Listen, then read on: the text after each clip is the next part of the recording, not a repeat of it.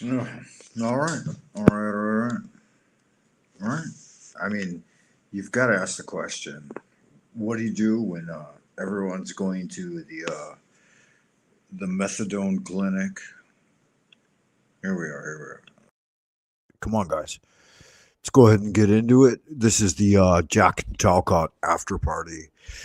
Foot fetish Jack Talcott. Wow, what a thing! What an absolute thing, right? We saw everybody saw that. Um, Jerking off and rubbing his feet online. I mean, what a foot too. Like, I gotta be honest with you, Jack. Your fucking feet look like monkey's paws.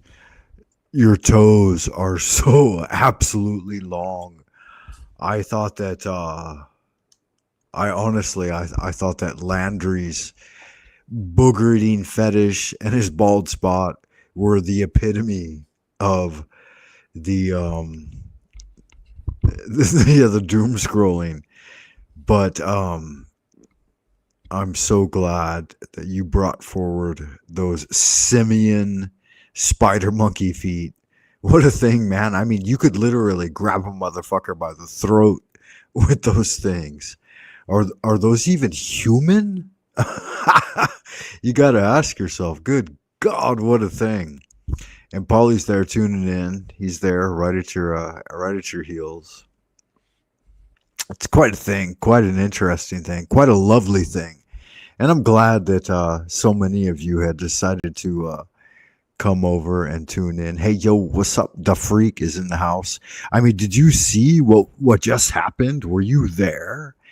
Did you did you endeavor to endure the absolute madness that was OTW with Monsieur Talcott? Yeah, it was no, you didn't miss it. Don't lie to me. Don't fucking how dare you? How dare you? You stole my childhood. You have stolen my childhood. You've robbed me of so much by lying to me. Yeah, it's garbage, man. What I didn't understand. Here's here's here's what I didn't understand about Team Talcott and the whole foot on the couch thing.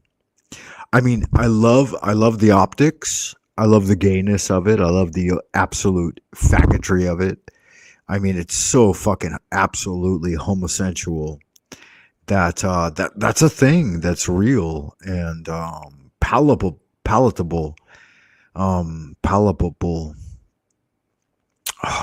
He's got the optics worked out.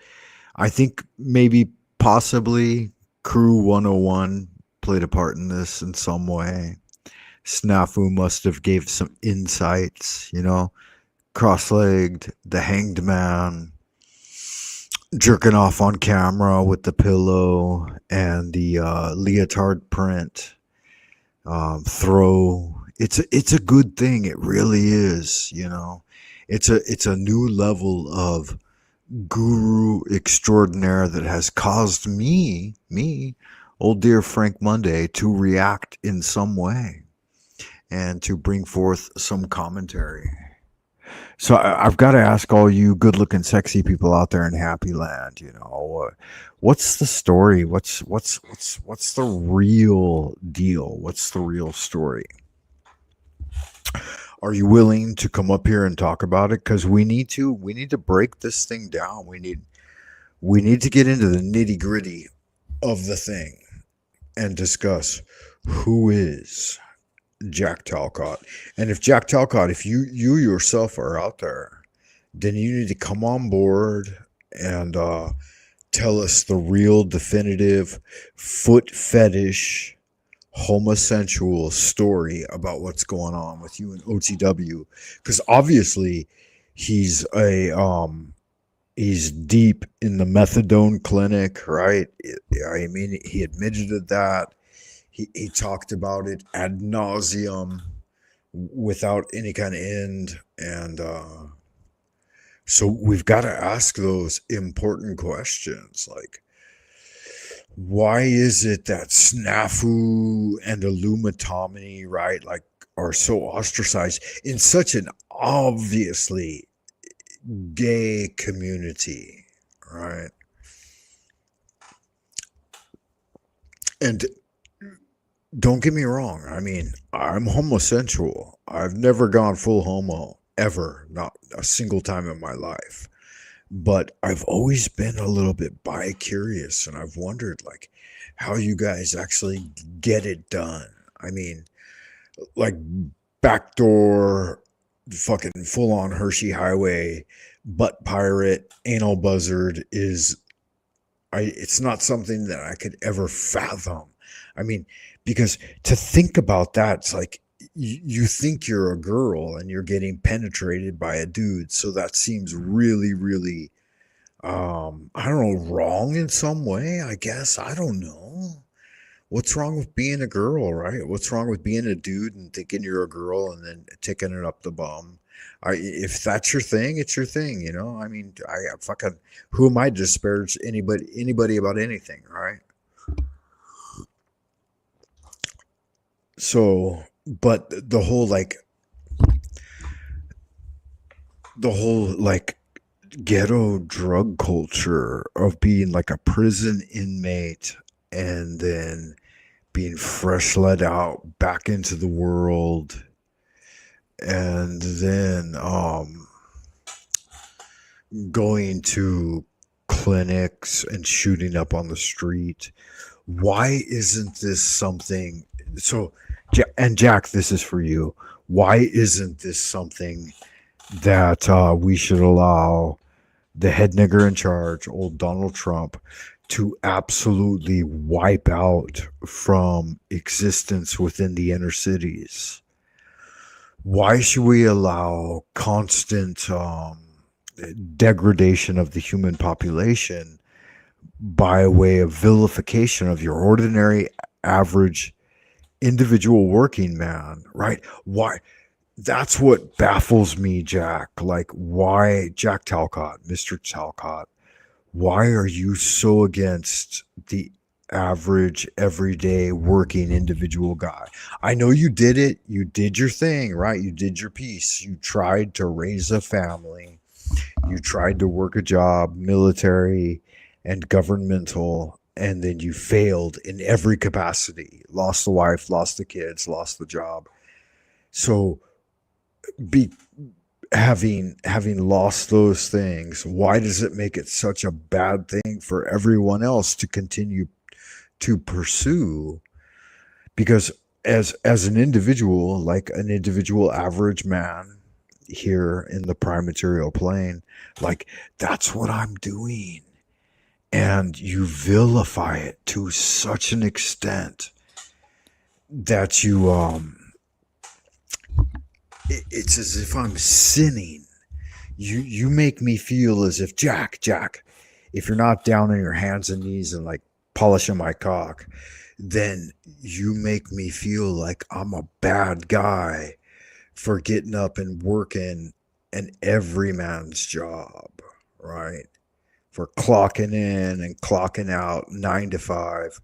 And it's like, I'm the fucking bad guy, right? I'm fueling the machine. But in all genuineness, am I the root of the problem? Am I the source of all evil? Being a heterosexual male, married to a woman for 25 years, and raising my children up until they go to college, and paying for all of that on my hands and knees, scrubbing the fucking floors and doing all of the work that brings forward a happy family. I'm the fucking bad guy, right? I somehow caused war across the entire prime material plane by doing what we're taught to do, by doing those things with which we're engendered, right? Render unto Caesar that which is Caesar's. Is not the work of a man, the daily work of a man, that which is rendered unto Caesar? Why am I the bad guy? Why am I your enemy, Jack? Why have you made the average, everyday individual your enemy? Why the commoner, right? The plebes, those fucking plebes, right? You want to hang out with Donald Trump. I want to hang out with the global elites. But what is it about you other than absolute laziness and doing much of nothing that would bring about the ascending ancient says, yeah, good magic. I think I can actually bring that up on screen now. Um, Hank, fuck you, Hank. Fuck you, you Negro fucking wizard faggot. How dare you? How dare you come into my fucking house and swing your big black dick on my show? I don't think that's even real. Yeah, good magic. Yeah, so the ascending ancient says, uh, it doesn't matter, 5-10 minutes. Um, no, absolutely not. Please close the door. Is it 3 minutes? No, 10 o'clock. Do I go 2-3 hours maybe? Yeah, 5-10. Who knows? No. That's Sandy. Don't talk shit. Why should I be? Because you were. Ooh. The whole day.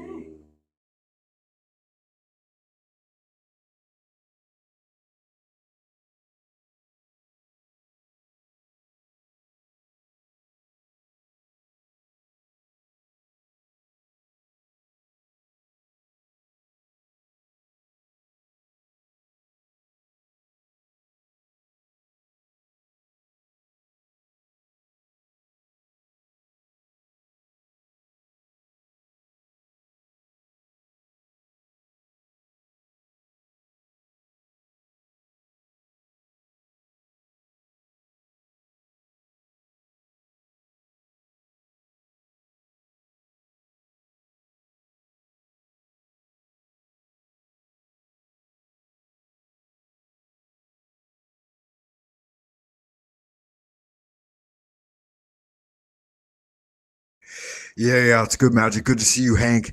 So literally, these guys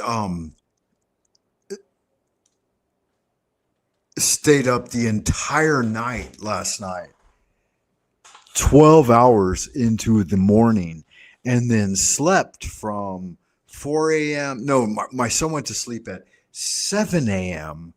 until about 3 p.m. And now they're dictating to me how I should spend my evening. And it's not going to happen. It's not going to happen. So anyway, so I apologize for the interruption. We were back here at let's get the link in the chat room, guys. Let's get some people on board so you can take over the show here and make some real magic happen. Hank, fuck you, Voy, fuck you too, man. Hank is in the mood. Hank's got a big old black cock, and Voy, you're not going to be allowed to suck it here on the channel. That's not any kind of fun. Don't do that, guys. Put on some stockings. Okay, so I wanted to address this point that Ascending Ancient brought up because it's super essential, right? I mean, with those. Let me see if I can recreate what was going on over there. Right? Can I? I don't know if I can, man.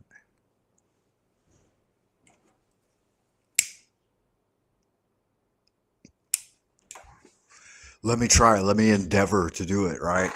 Okay. There's the foot. All right.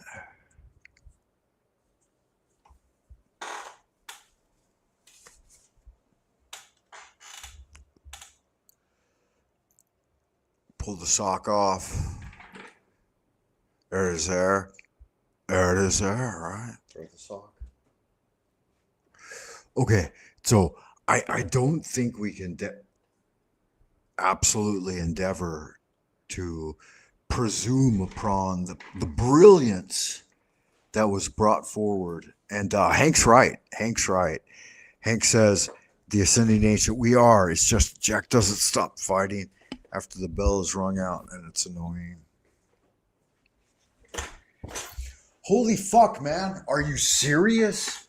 Have you guys got no space within this entire fucking house to occupy yourselves? And you're going to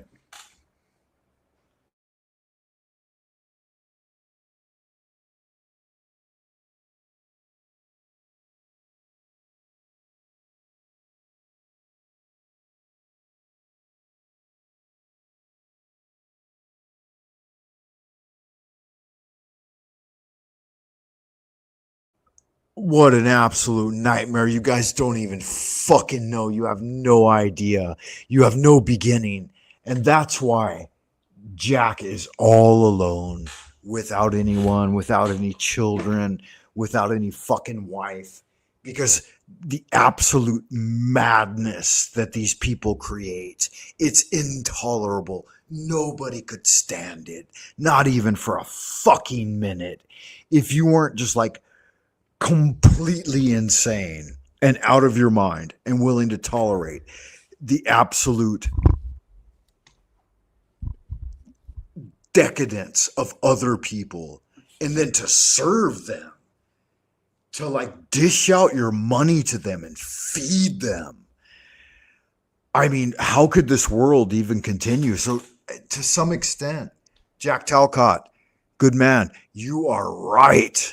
What a level of insanity that we live within. I mean, you're not right in like giving up your life and your job and fucking off into homelessness and the welfare. Stop, please.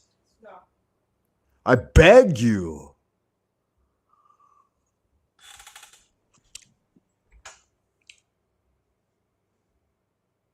Yeah, so that's the absolute situation that you end up in, you know?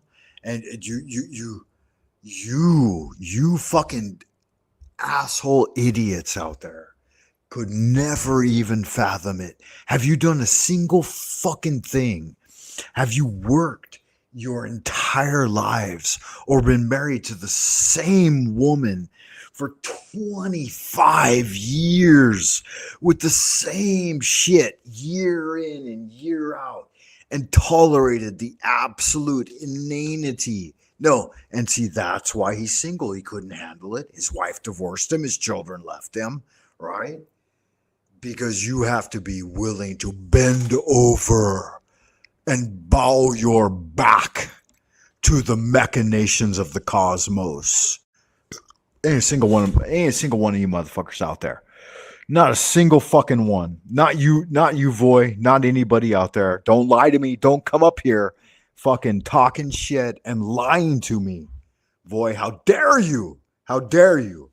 Right? I didn't even say a word. You're the one that has caused the global warming and all of it. It's all your fucking fault. What say you, man? What say you? I mean, I'm so hot, you know, so fucking hot. I did the global warming, you know, globally, you know, on average, I'm way hotter. I'm way hotter than average. So you can blame, I can blame the climate change on me, you know, so getting way too hot on there. And I mean, could be.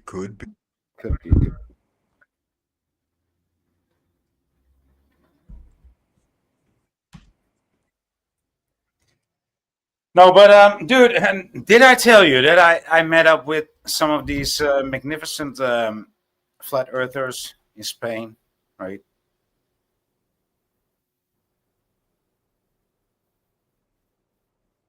No? Well, I mean, come on. I mean, where were you, Frank? Where the fuck were you? Where was Melanie Moran? Where was Frank Monday? Where were you? But why? Why must it be that way, man? You should have been there. I was there. You know. We missed you.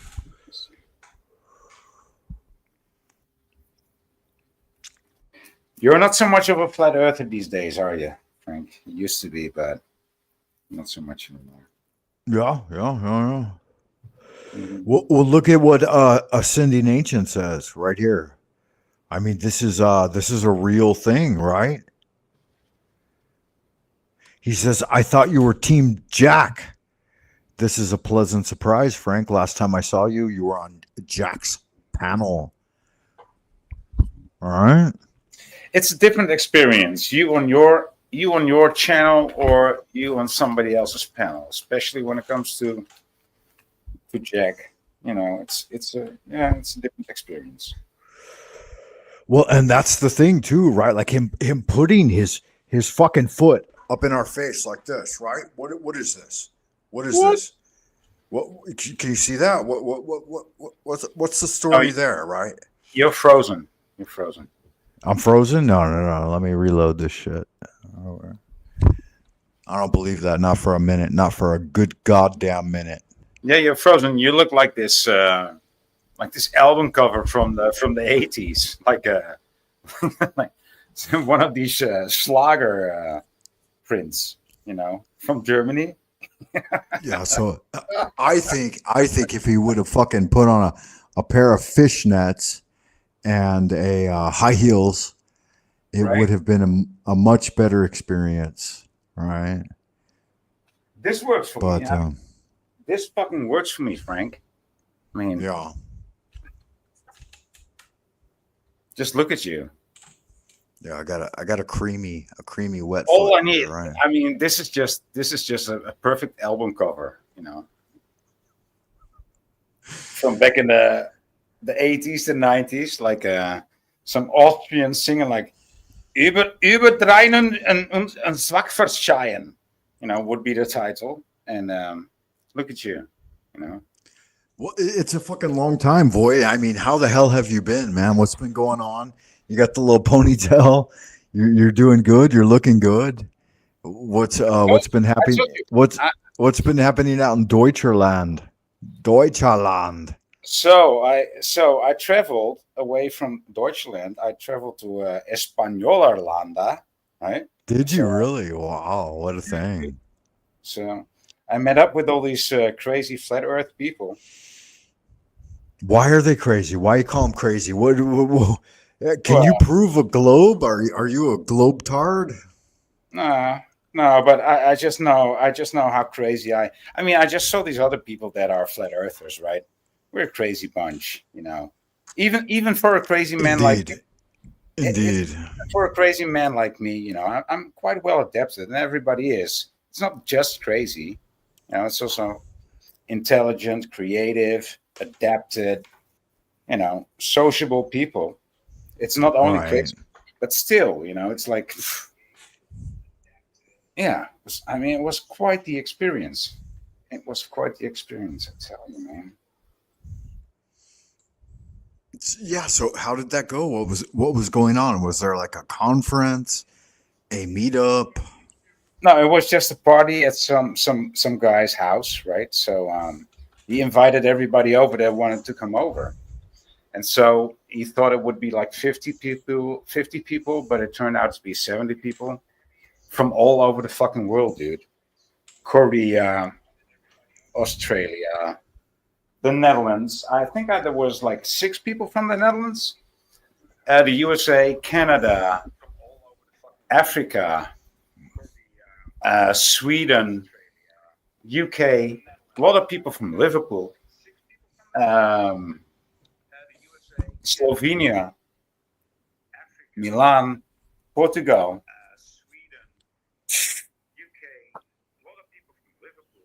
Oh wow, what a thing! Yeah, that's quite a thing. Yeah, I've never been to Slovenia. Ascending Ancient is asking, what are your thoughts on Mount Meru? Mount motherfucking Meru. What do you think about Mount Meru? I hardly ever think about Mount Meru. But now that you ask me, I don't have any thoughts of it, to be honest. Okay, well, for Ascending Ancient, since they're in the ideas room and they're chitter chatting, and they probably bought a big 5-pound box of wishy-washy dish soap, and they wash their balls. They get the balls squeaky clean with the old wishy-washy. I think that vitriol is the and the Hyperborean, right? It's quite a thing, ascending the mountain of spiritual evolution and development, and arriving at some higher, greater truth. In some way, do you level up? I mean, I've got to ask the question, boy. Do you think that Jack's onto something by retiring from the world and just allowing um other people to support you in a way that, like, I mean, there has to be an influx of energy. The Thank you for birds. asking, but I mean, all Oh, my regards on Jack's words will be Jack's words are still the most empty words that I ever heard on this planet. And even when I continue to listen to him, I continue to tune in because people that I know from the internet hang out in his chat. But that's the only reason that I actually start to hang out in the chat that when Jack is going live. But that's it. And so still when I listen to his words, it's like, no, these words are empty, dude. I mean, still, I think he won the world championship on the most empty words ever spoken. yeah, they So seem to be hollow, repetitive, and like looping, as Illumitami would point out. Even though he's just as hollow and repetitive, right? And so, what's the upshot? it takes one to know one, right? So I mean, Fair enough. Fair enough. yeah, Yeah. Da Freak asks, "Do you I know Da fucking Freak? hate, I Are you?" fucking hate to it. I fucking hate to agree with Illumitami, but I must. I must. Yeah. The Freak asks, "Do you hate Europe these days?" And now, me, I'm not personally a European, and I've been over there a few times, London, Dublin, and a couple of other locations.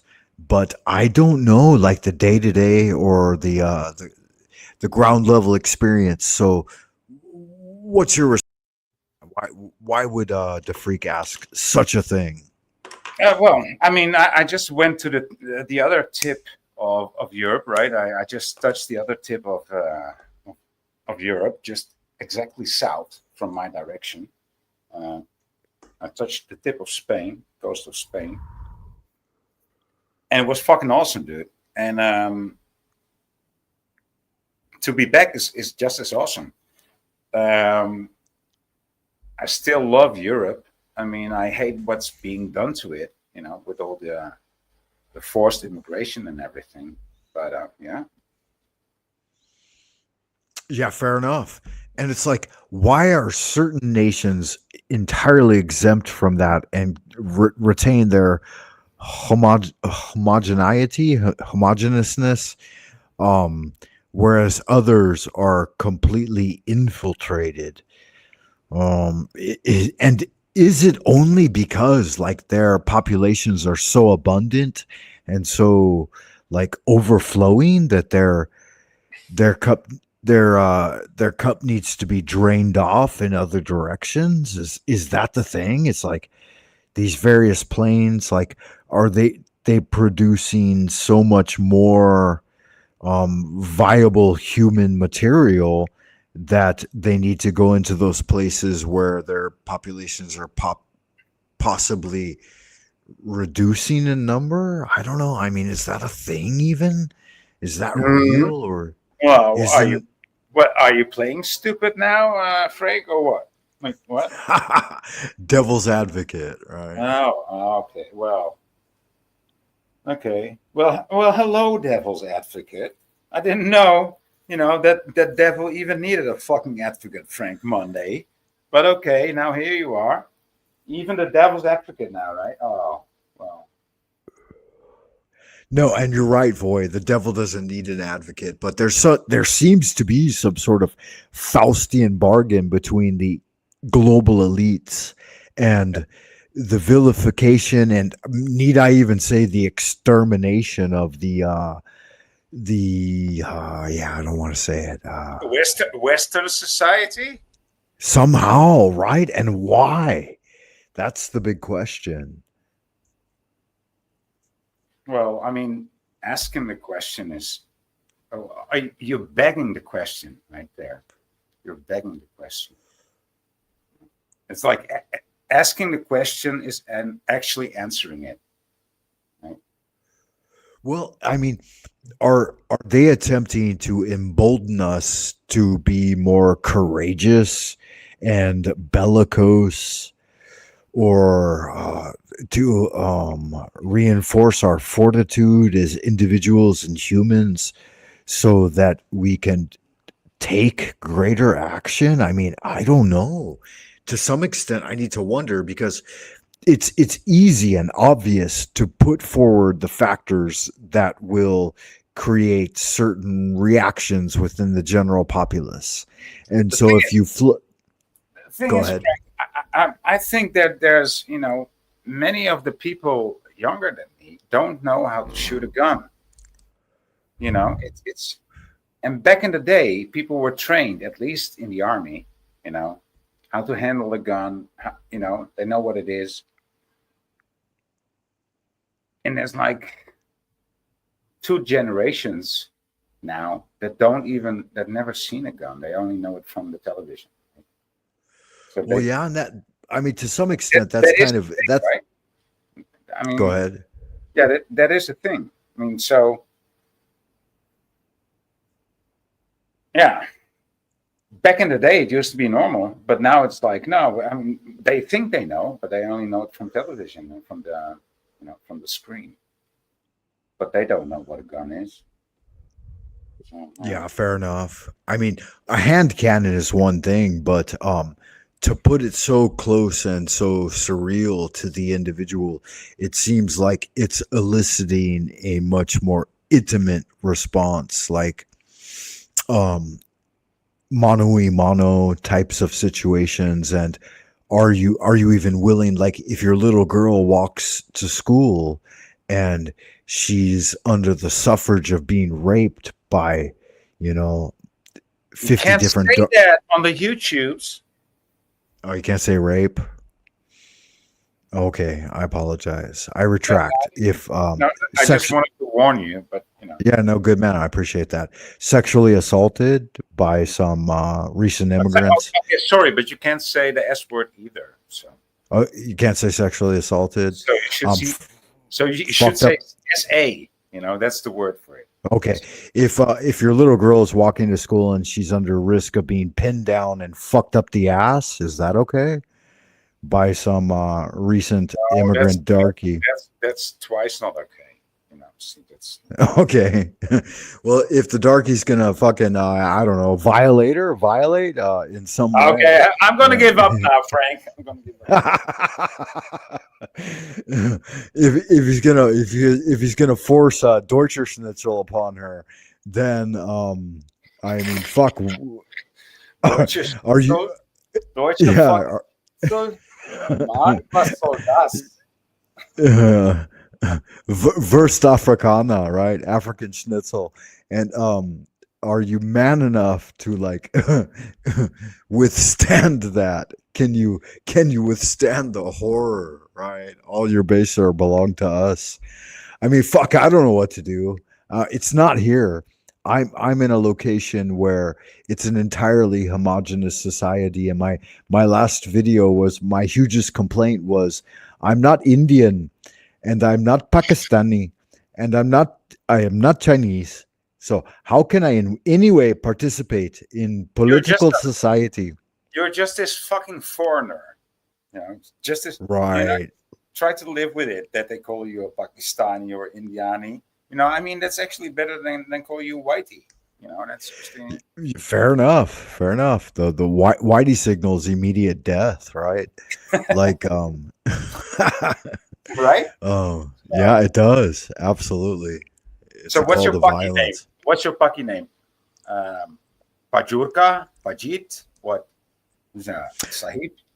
Sahib Pajit. Mm. Sahib Pajit.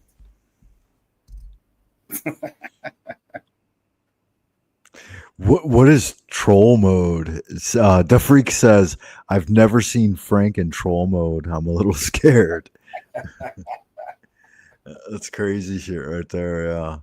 And you're right. Ascending Ancient Voy is correct. I mean, there comes a time when every man must stand upon his own ground and wonder, right? Like, how did it all turn out this way? and what can be done. That's the big upshot of the thing. Is there anything to be done? I don't know.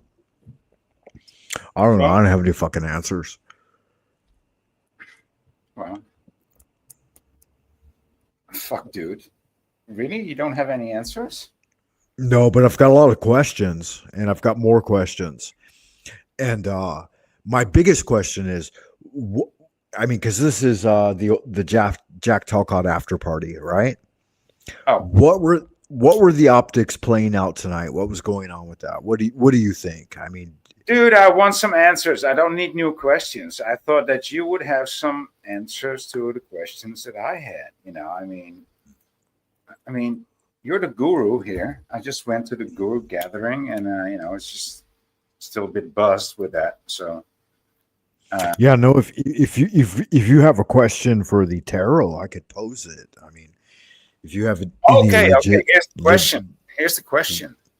yeah, I just go ahead. I just want a one card, and I'll ask the question in my head. Okay. Give it to me.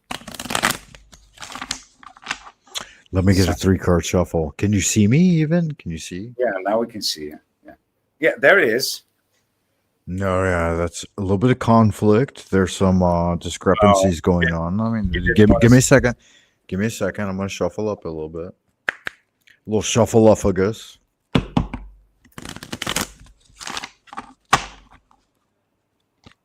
Okay, just give it a 4 card. Just give it a 4 card. Second wands, a lot of fire, a lot of energy, a lot of enthusiasm. Okay, now we're about to go in. We're about to go in deep. Are you ready for this? Okay. See what we got here. A little Yo Devo. Yeah, whatever. Give it to me. Okay, I drew the Hierophant. Oh, yeah. I Yeah, like that one. the priest. That one belongs to me. That's me. That's my card. It usually Yeah. comes up second or third. Yeah. It's a 5, so it signals change and conflict and discrepancies. This is the card of memory and memorization, mimetic things, right? Adorations and adulations. It's the card of entry. Yeah. So what it says to me, it's going to happen again, right? So I don't know. I don't know what your question is. The question was like, we had this meetup, 20 September and 21st of September at Conspiracy Music Guru's place. I was like, we're going to have to do this again. This was so fucking awesome. And yeah, so it's going to happen. Yeah. Yeah, absolutely. It's if it was a yes no question, then This is a the yes. the Hierophant is yes, definitely. All signals are go. You see the hand, both hands are up, right? Neither one is down. There's the crux ansata, or the cross of crucifixion in his left hand, and his right hand is signaling unto Adonai. So yeah, it's a full on go forward. You've got the two altar boys there with bald heads on the back. Besides that, the hero font, right? That's my card, right? It always, Is it? yeah. I mean, I don't look at cards or drawings too much, but anytime I do a serious drawing, this one always comes up. First, second, or third card, always. Wow, good magic. Yeah, the Hierophant in this sense is definitely like a continuation of any ritualistic cycle that you endeavored to do. So, like, if you apply it to the fact that you had undergone a process of initiation and bringing those forces together with the flat Earth community, then this definitely signals like elevation to a position of leadership and I got the button. prominence. Yeah, do you? Oh, yeah. Button. Good magic. Yeah. Same colors, too. Yeah. Right? Yeah, man. Yeah, it does, right? Yeah, it does. So what's the final card? What's the final card? Let's get a little shuffle here. We'll cut this and that. Let me see here.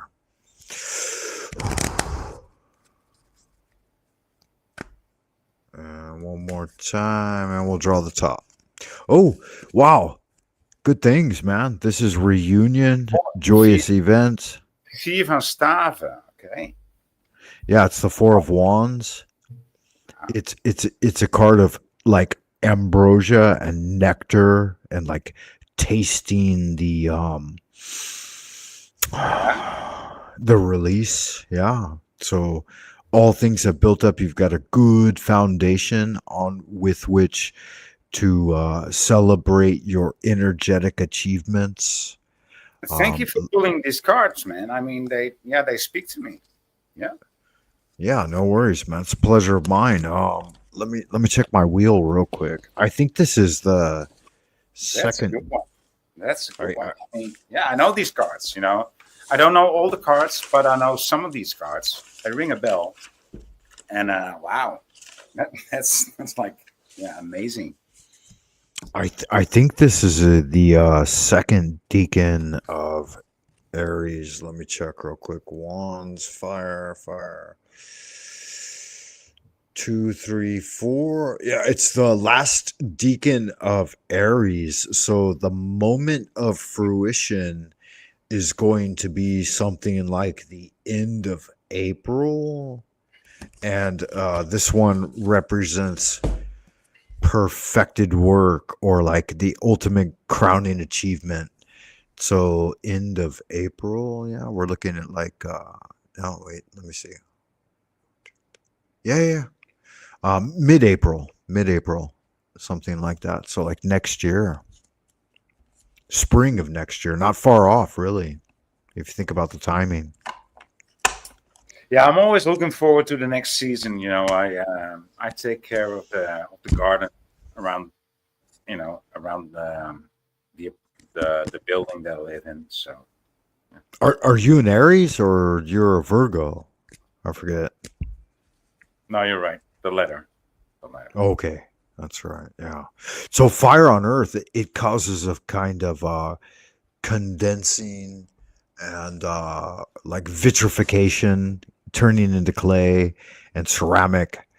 So it's a good sign. And with the Hierophant on top of that, Hierophant as well, you know, it's a trump. It's a trump card. So it's a big power card. And it means dynamic change, right? So but here's the thing, like with that change, there's always going to be a lot of shaking up, right? A lot of thunderous transformation and chaotic, right? It's going to be confrontation, chaos. So the thing is, when I first when I actually paid somebody to predict my cards, right? Okay. And I could see that this person was not skilled, you know, but they knew what they were doing. Right. And so they had me pull their cards, right? And I studied the cards before, you know, like a couple of years before. So I knew what I was doing. I knew what model he was using. And so I pulled the cards. And like it was the 4 cards, right? And I looked at it, and he looked at it, or was it a she? I don't remember. I think it was a he. And he looked at it, and I knew that he was a rookie, right? But me too, right? I wasn't professional either, or just not very skilled. But I looked at it like, wow. And he looked at me, And so I said, like, what do these cards mean? And he looked again at the cards. He said, well, maybe you better tell me. And then I told him, well, this means that, and that means that. And he looked at me like, yeah, man, this is fucking impressive. I said, yeah, well, thank you. I mean, and then he told me some stuff about it too, right? It didn't end there, but it was a very good experience altogether. Well, yeah, the tarot is unerringly accurate. Like, I've been reading it since I was a fucking teenager, and so I don't know, 15 to 55, right? So like 40 years of reading these motherfuckers, and I've had this particular deck with me the entire time. This is the A.E. Wyatt. He was a member of the Golden Dawn. This is the like most prolific deck on the market. It's been around since 1910, and he was a Londoner, you know, an Englishman. But the actual the artwork was done by a gal that was a member of the Golden Dawn, Pamela Coleman Smith, and so she oftentimes doesn't receive credit, which is an interesting thing, because if you think about the scenario, the situation of like a master magician with his familiar spirit, you know, a female that is working as an artiste Like with this him. 13, 14-year-old girl, you know, very talented, very skilled. Right, And like, why don't you right. do, why don't you do this for the next 35 Saturdays? You know? And yeah, I mean, of Yeah. course. Yeah, she developed the style, you know. And it's a big deal too. Like, I, as an advanced elder artist, I've Yeah. endeavored to do my own tarot, and just working through the 22 major arcana and trying to do like full page spreads with my own interpretation. It takes time, and like trying to integrate the eldritch arcane symbology and the symbolism, right, into the thing itself. Like, it's no small endeavor, and I think any artist that attempts to do all 78 cards of the tarot, it's going to take you at least a year or two. It should take you a year at least, right? At least, yeah, at least. And so we have a question from Ascending Ancient. He says, Frank, will you pull a card for me? And my inquiry is, when will the necessary positive shift happen in and around me? Wow, quite a thing. How might That's a fucking big question, dude. yeah, and you as a guru of spiritual science, Voy, because I respect you a lot, and you have quite an eye for art. How might you endeavor to answer this just from like your knee jerk reaction? Like I said, it's a big question. It's a very, very big question.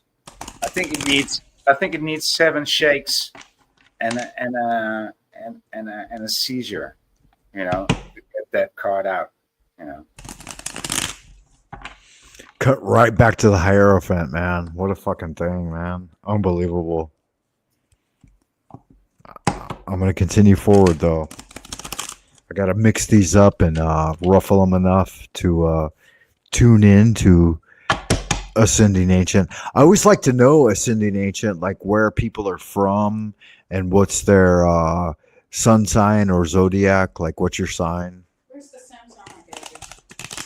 Put it on the table. That's right here.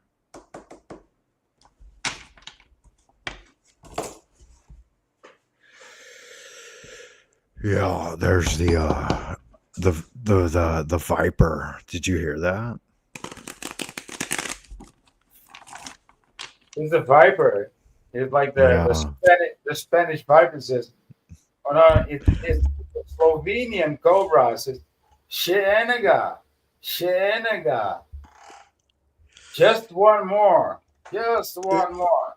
Yeah, it's my old lady, man. No matter how fucking hard you work for them, if you take a minute to like take some time for yourself and socialize online, it's the end of the fucking world. You know what I mean? You know what I mean?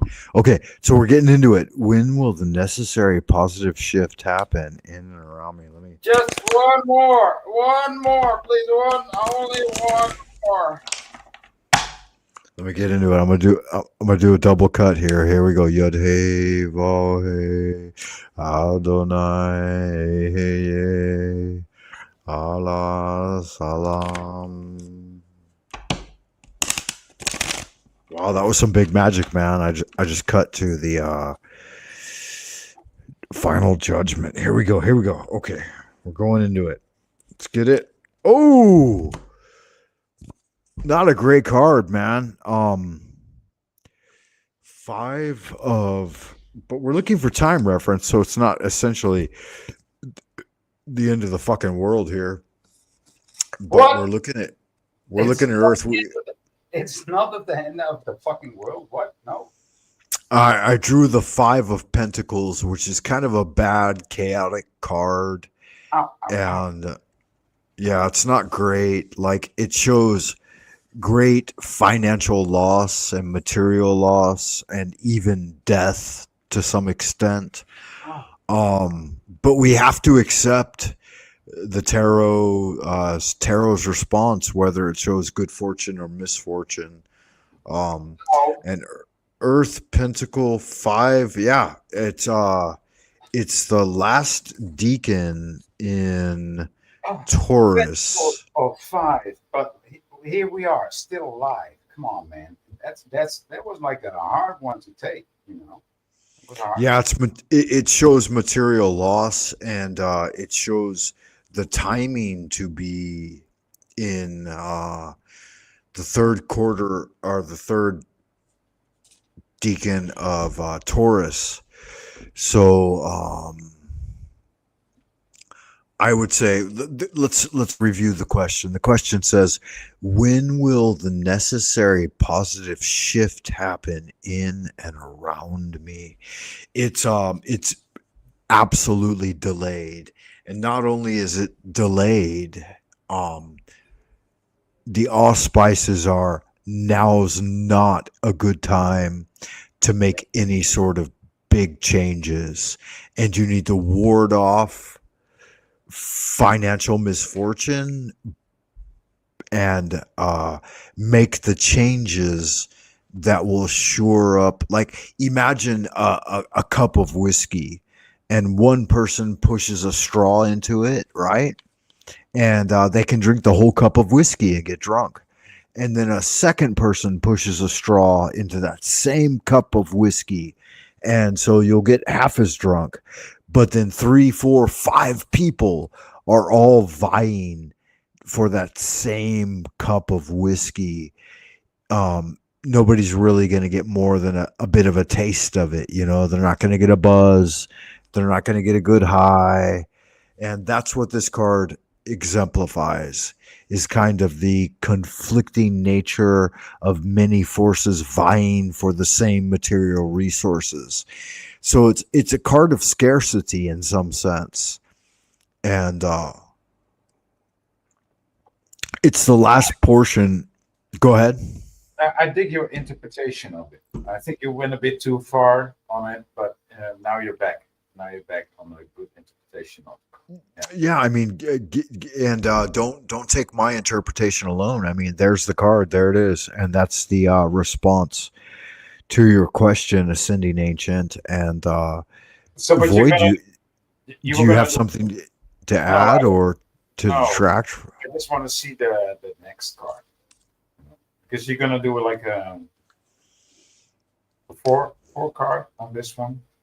No. I like to do one card readings here, because any one card reading I found takes like approximately 10 minutes to complete. Yeah. Oh yeah, I can turn off my camera. Yeah, you're good to go.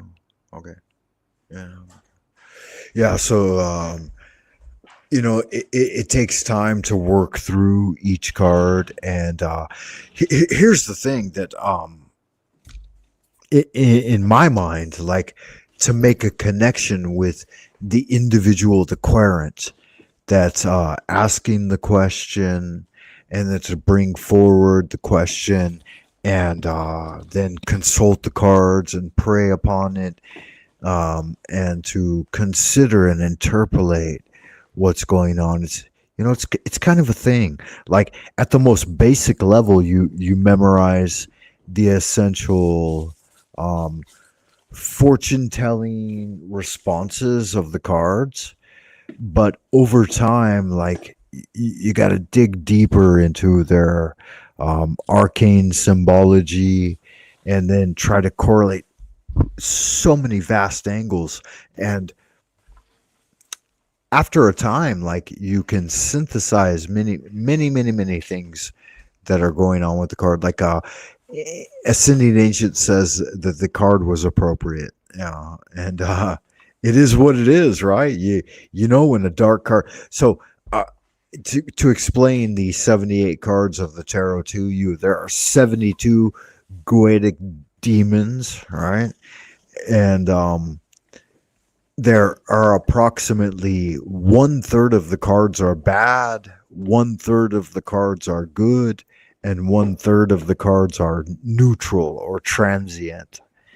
And so you've got a 1 in 3 factor upon shuffling, whether or not you're going to get something good, bad, or the other. Yeah, and so 5 show conflict, change, and transformation. So the 5 of Pentacles, the 1 or 2 people waiting outside the building. Yeah, if you look at the card at its essential expression, then it's 2 vagabonds in a dark winter night wandering past a temple of some sort or a sanctuary. And so there is a window behind them that's showing the light within of greater fortune. And one is injured and the other is malnourished. And so it shows these 2 people in a destitute situation, but its essential upshot is just that thing, that there's some material loss. It's a situation of wanting or needing. But your question is, when will the necessary positive shift happen in and around me?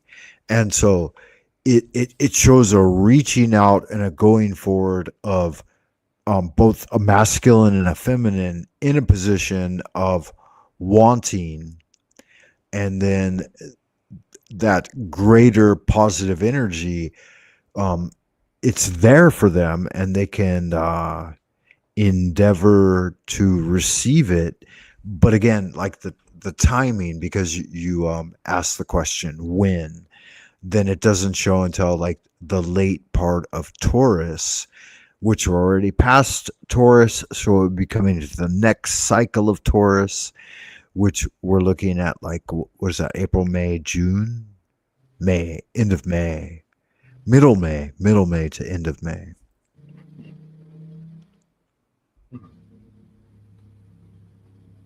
Yeah. And when you contemplate the Taurian energy, like, what does that bring to bear? It brings to bear any type of material possessions and the love of home.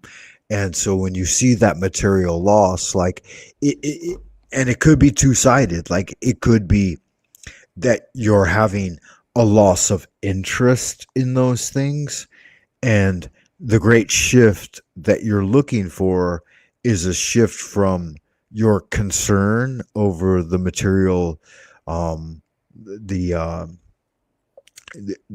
overt interest in the material things, or it's a shift from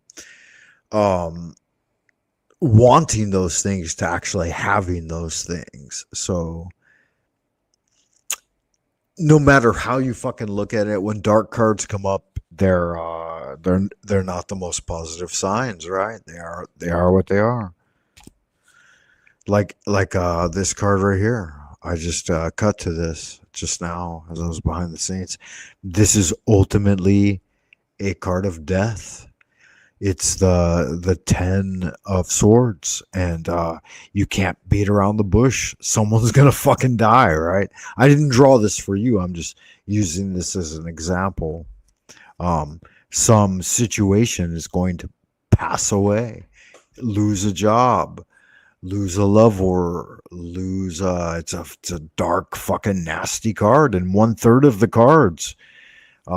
Whenever I consult the tarot, ascending ancient, I pray and I say, heaven and earth, divine spirits and ancient masters, your son or daughter has a question. Please respond to us through the system of the tarot. We will accept this response, whether it shows good fortune or misfortune. So it is commanded and confirmed. So mote it be. Right? And just then, after the card of death, I actually cut to the death card. 13th major trump, memento mori, right? The card of passing away and transformation of all things. Ooh, and look at right behind that is the 5 of cups. Another card of transformation and loss. And so you having consulted me, ancient, ascending ancient, I've drawn like 5 out of 6 dark cards. I mean, it's not me, it's the tarot, right? And it's like, if you don't want to fucking know the answer to the question, don't ask it, you know? It is what it is, you know, and sometimes here's the fucking funny thing, and I know you're there, boy. I can see you again now. Sometimes like I'll be contemplating something important, and I'll call upon the tarot, and I'll shuffle the cards, and I won't even cut to the fucking answer. I won't draw a single card. I won't reveal them because I know, like, I've used them for so long. It's like, I really don't want to know the answer to this. You know what I mean? It's like, if you don't want to fucking know the answer, then don't ask the question, because there's always that seed of impetus that rises up and brings forth the answer as soon as you ask the question. That's why I had to let it. That's why I had to let it go back in the day when I was studying it. Right. It also told me, you know, when you study it, like don't overuse it. Right. Don't use it for everyday questions, especially when you get a good result. Don't do it again next month or next week. Just don't overdo it. You know. And of course, that's the thing too. You got to mitigate. When you get given the keys to the kingdom, of course you're gonna try all doors. Like, oh, what does this key do? Of course you're gonna do it. You're gonna overuse it. So. Yeah, fair enough. Pandora's box, right? Once you've opened Pandora it, doesn't go back in the box, brother. Nice glasses, boy, by the way. there's fucking Cage, Voy, and Cage in the house. Good magic, good looking out. Back. Yeah, we're having a fucking Jack Talcott after party, Cage. What do you think about all that? Fuck, man. I don't know about all that, man. Yeah. Boy, how you doing, brother? The community garden going well? What about the harvest? What the fuck? Are we looking at Frank's foot now? Like, what the fuck, dude? Frank, don't show off your foot, man. That's just a bit of punch, dude.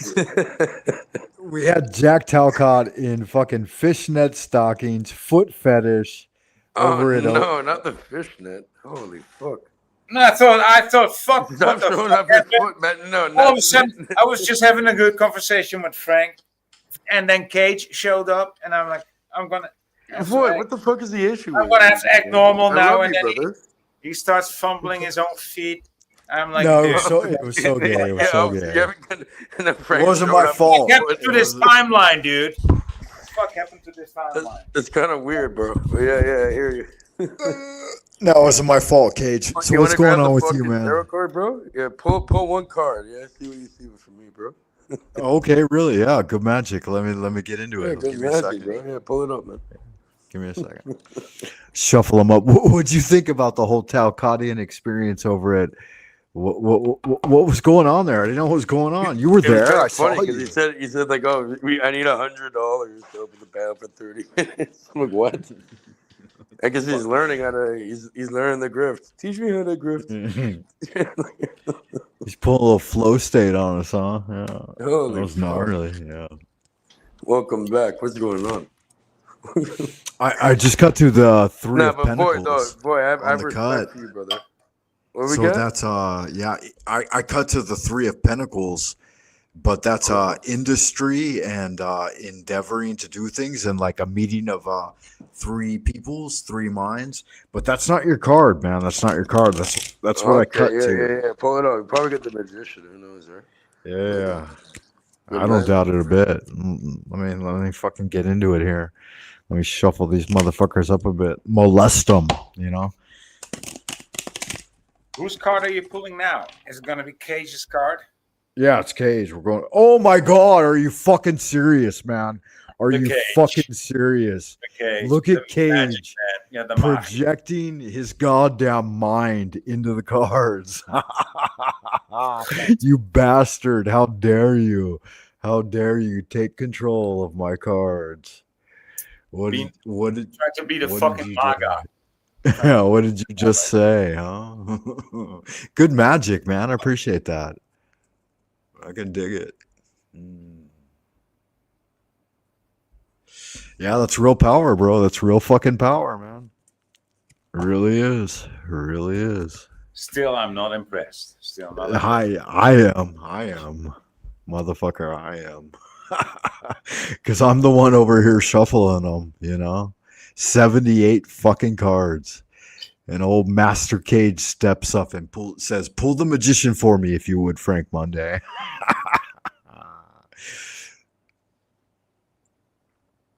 Yeah, it's a big deal, man. It's a big fucking deal. So what have you to say there, old friend? Oh, and he disappeared. Fuck, he bailed out of something. Why did he disappear right after I pulled his card?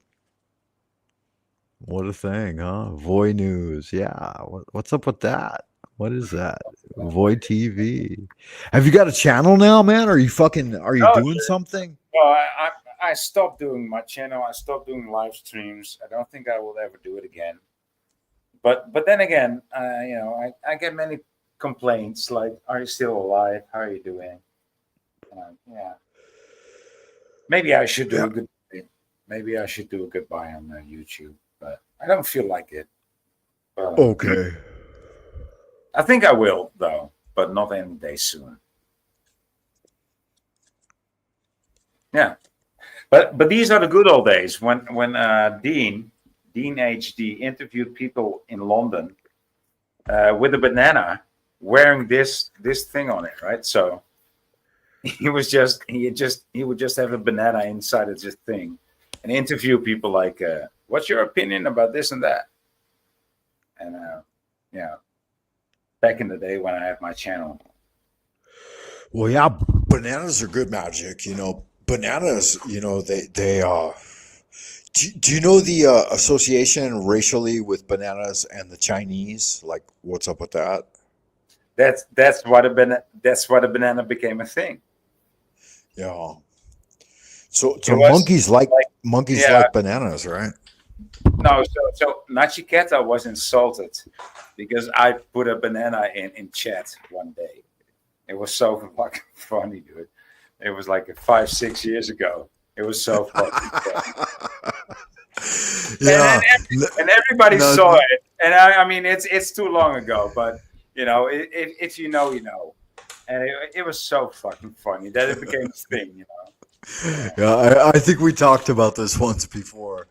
But yeah, Nachiketa, he's a banana. And here's the thing: he's not even a banana. He's a what are the Spanish bananas? The little bitty Spanish bananas, plantones or something. Plantanitas. Plantanitas, chiquita, una chiquita plantanita, right? A little bitty plantanita. It's so sad. I mean, being a Caucasian, a Westerner, it's like we're in the middle ground, right?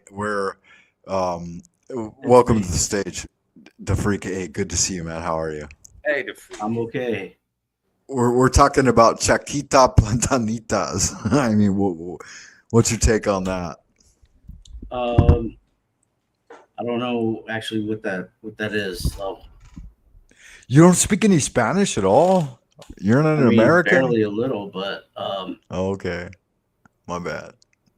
yeah. So I had questions because I didn't catch the first part of Jack's broadcast. Okay, And, yeah, good. You mentioned Fire the feet away. thing. I missed that. You mentioned the methadone thing. I missed that. I didn't know if you were talking about OTW or about Jack. Well, No, Jack. no, don't do the foot.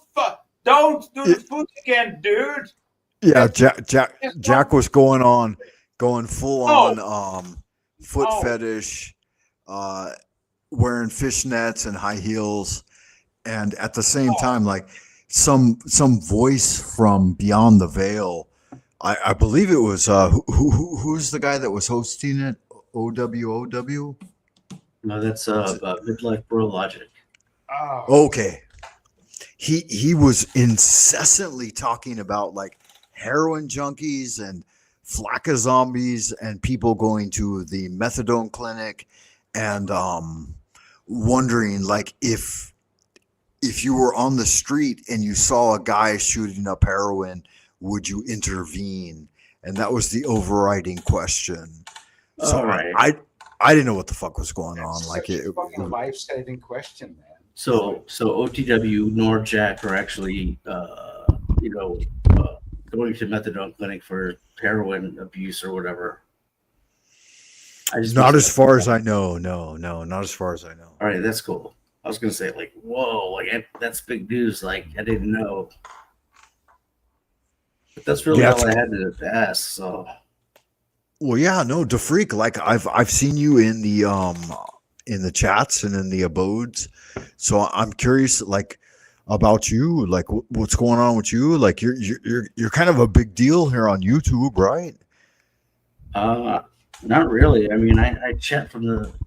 I troll from the chat pretty good, but that's about it, for the most part. Okay, good Am I magic. getting an echo, or is it just me? No, you sound good. The more the reason, it's an honor to have you on the panel. It's something that happens every day. Yeah. Yeah, fair thanks. enough. I think Boy's pretty cool. He's a reasonable man, at least. He shoots it straight and drunk but reasonable. So I respect his opinion on stuff. So I mean, we're all pretty much middle-aged guys here, so probably been through the ringer a little bit, and just everyday living, I guess.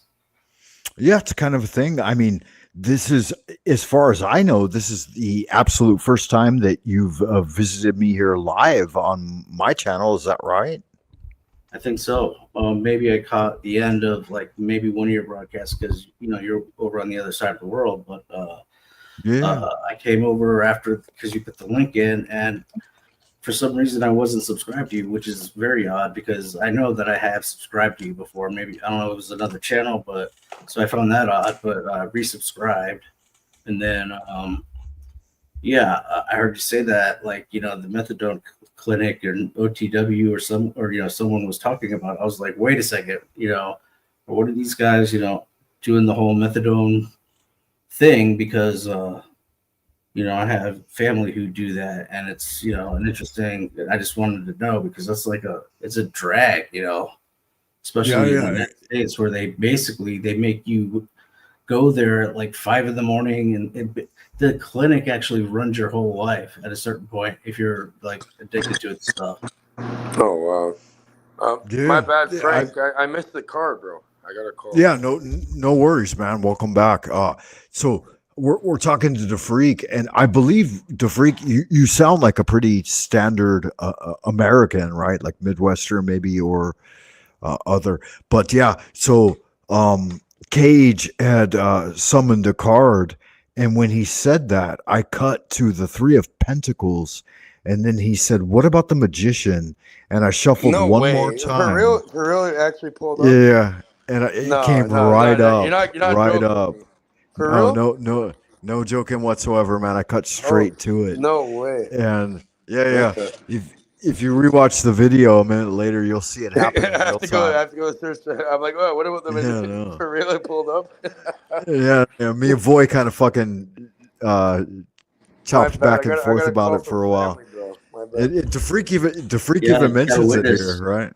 Yeah, you were witness to it, right? Then Houdini that up, yeah. I already had appendicitis, bro. I'm not trying to go out like Houdini. But yeah, Yeah, no, so yeah. I wanted to know a little bit more about DeFreak, like your stateside, and welcome to the show, man. Yeah, I've met both Voy and Cage, but I don't think I've had an opportunity to interact with you much. So would you be willing to talk about yourself a little bit, like your situation and like what's happening with Okay, you in the and yeah, that would be awesome. sure. I think we've talked a couple times on either TML or maybe even like Jubilee Lies or Jubilee Sees Lies or whatever her name is. Oh yeah, that's right. And No, TML, Frank. No bullshit. You didn't, like they actually pulled up after I said it for real. I'm sorry to interrupt. No, go No, ahead. no, no, absolutely, yeah, fucking 100%, man. That What the fuck? you drew it forth. You called it, and it came forth. Witness. You're I witness even to that freak. comment in the You chat. saw that shit? My bad. I got a Yeah, I call see from my that. father. I had to go on the phone, but yeah, that's That's got to be a huge. That's got to be a huge confirmation for you right now, Gage. oh, it is. Yeah, yeah. That to me, I'm like, okay, there's something going on here for sure. Then, all right, well, thank you, bro. Yeah. And the freak, from what I've known from him, I've talked to him a couple times, and the freak's a great guy, in my opinion. I mean, we stopped the bullets in the Matrix, like his avatar. It's not happening. Yeah, my bad, bro. That's all good.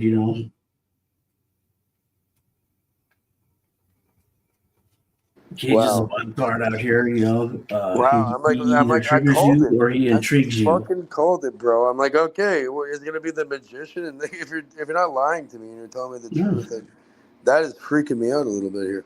hit the rewind, man. It definitely happened. Holy So fuck! that's what I said. I said magician card, and then you pulled like Houdini, like you pulled the magician card, and then it's like you disappear. Wow. All right. Well, yeah, I'm pretty good at this stuff. Well, and now Cage acts like he didn't know that happened. Like, oh well, I didn't know. No, I didn't know. I got a phone call. I had to deal with something. Don't pull that I trick. almost died the other day, bro. I'm pretty injured right now. It's not funny. Well, yeah, it is kind of funny, but yeah. Yeah, that is funny. They tried killing me, bro. Didn't work. That's not good. I know. But yeah, I'm sorry to interrupt. Yeah, so yeah, I think Frank wanted you to describe about yourself, man, like who you are. That's all good. No, I mean, yeah, I was raised in Florida. I'm out here in Arizona. Situation is I'm moving. I'm going to be moving in about a month to either a new apartment or down to another little town. I'm not sure quite yet. And so, I'm just prepping to do that. And, moving is always a fucking hassle, but the earlier you could tackle it, the better off you are. So, but the thing is, like the apartment I'm in right now, it's way overpriced. And so I need to, reduce that cost. Okay, well that's all right, man. Sometimes we're forced into situations where you have to make a change. Yeah, the only constant is change in life, right? Regardless. So I'm sure you'll be just fine, brother. Why are you? I don't want to probe. I'm just wondering why do you have to move though? Well, I mean, the lease has been up for a few months now, and I've been kind of, thinking about doing a renewal or, just finding something else that's cheaper, but maybe in not such a great or area or whatever. But it's just the cost of the rent is just too much to stay here at this point, Oh, because fucking tell me about it, man. Fuck. You want to know what I'm paying over here. It's retarded. yeah, it's like up to 1,400, and it's like ridiculous. So I'm paying over 2,200 to live here, man. And I'm alone. I'm like a young man. Yeah, it's pretty crazy. the good news is, I mean, the prices in this, in town here in Phoenix are dropping like a rock. So like I could probably find something for, 750 even really. So it's like, Wow, for real? Yeah, yeah, the I'm locked apartments in over here. here, bro. Like I wish I could have something like that. But yeah, like over here, if I leave, then I'm gonna pay way more. Oh, that sucks. Yeah. Yeah, so I'm kind of So locked in. it's like Yeah. the market's been overinflated for a while, but now everyone's dropping off, and so they're kind of scrambling. But yet, this apartment complex, in particular, is still holding on to, And I try to negotiate with them, and they're just, they're just, How I don't know. old? What's your age? Are you in like 30s, 40s, or I just turned 51 in August 8th. 51? You sound. Yeah, I would expect that. I thought you were a bit younger than that. no, I'm getting old, man. Yeah, I know it's hard A out little here. scary because when my dad passed away, he was 51, so that's where I'm at right now. We're gonna see what happens. Oh, I'm sorry to hear that, man. Yeah. That's all right. Well, So, but otherwise, I think pretty much everyone knows. Like, I generally go around trolling atheists. Seeing if I can bring I anyone know into the you're in that kingdom. Christian pantheon, right? I That's remember like you my know lots primary about. function. From But what I heard other from you, you know people, lots about scripture. Sorry for the interruption there, but yeah. that's right. Yeah, I mean that's usually what I'm doing is just trolling people to try and find the Lord, and everything else in the panelverse is just entertainment. Yeah. So you got like 20 years on me. Wow. Yeah. No, but for real So, are though, you for in real, you Eastern or actually pulled Western that fucking. Canada, or where are you at, Coach? You legit pulled that after I said it. That's fucking weird. That's freaking me out a little bit too. The freak.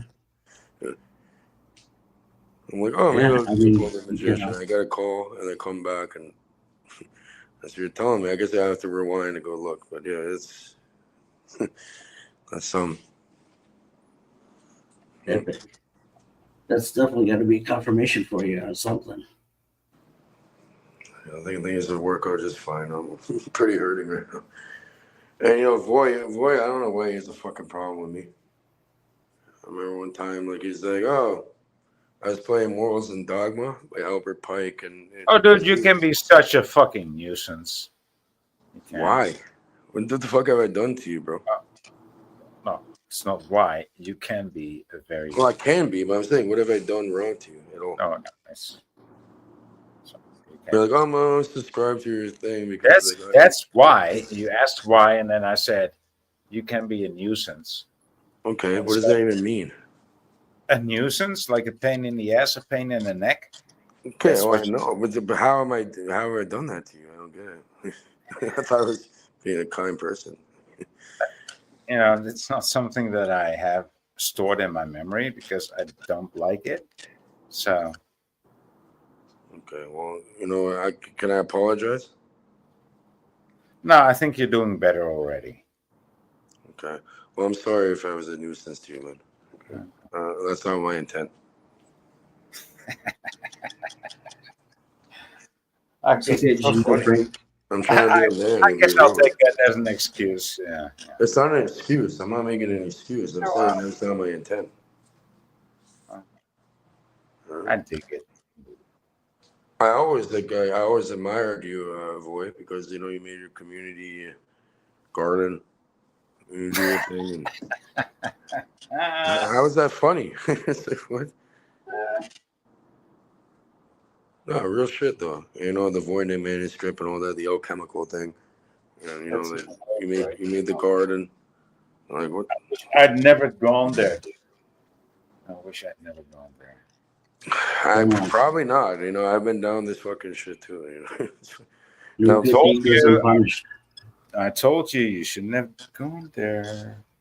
Told you. I know, I warned you. but I never went through what you did. Like, you know, a different path. It all leads back to the same road. But yeah, I never went down there, and I took your advice. That's why I never looked into it very deeply. Good thing. Good thing. Yeah, like I'm probably better off not knowing. But you know, sorry to be like that, man. That's not how I am. It'll make you go crazy. I mean, I went crazy. I mean, I barely hold on to life as it is. But, you know, it's still a good experience. But No, I get it. Yeah. it'll make you fucking crazy, I tell you. So, Buddy, I'm already crazy, so I don't think that's really gonna affect. well, yeah, I mean, you got a lot of more years to go. Not really. I'm kind of done. But I don't know, bro. Right. I don't even want to get into it. But for real, if you pull that fucking card after I said it, that shit's just boggling my mind at this point, bro. What? He's How? a magician. He's a magician. That's how. Hocus fucking pocus. Abracadabra over here. What do you mean? No, but What's I kind of don't. crazy is I watched a video last night. It was just like a short, like 5-7 minute video about how the NFL is rigged. It ended up being like a motivational speech, but now all I'm getting in my feed today is NFL rigged, NFL rigged, NFL rigged. Like No, it's over, yeah. That's usually how it works, apparently. Good magic, right, Frank? No, that's not good magic, man. That's bad This algorithm. is a trademark, though. Bad algorithm. That is. It's just an algorithmic thing, right? So that's what they're gonna feed you back, bro. Fucking hungry out here, you heard? Yeah, no. How the NFL is rigged, Nephilium.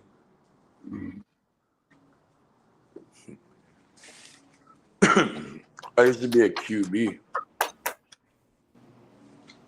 Hey, Cage. Yeah, no, I mean, no, you're right. Kate, go ahead. No, you go ahead. I was just gonna say that he's right. You know, it is good magic, and I wanted to kind of circle back around and bring it back to Talcott and be like, I don't want to usurp the whole thing and make you guys all feel like I'm totally anti Talcott and that I'm a bad guy and I'm a villain and I'm trying to perpetrate some sort of scam against him.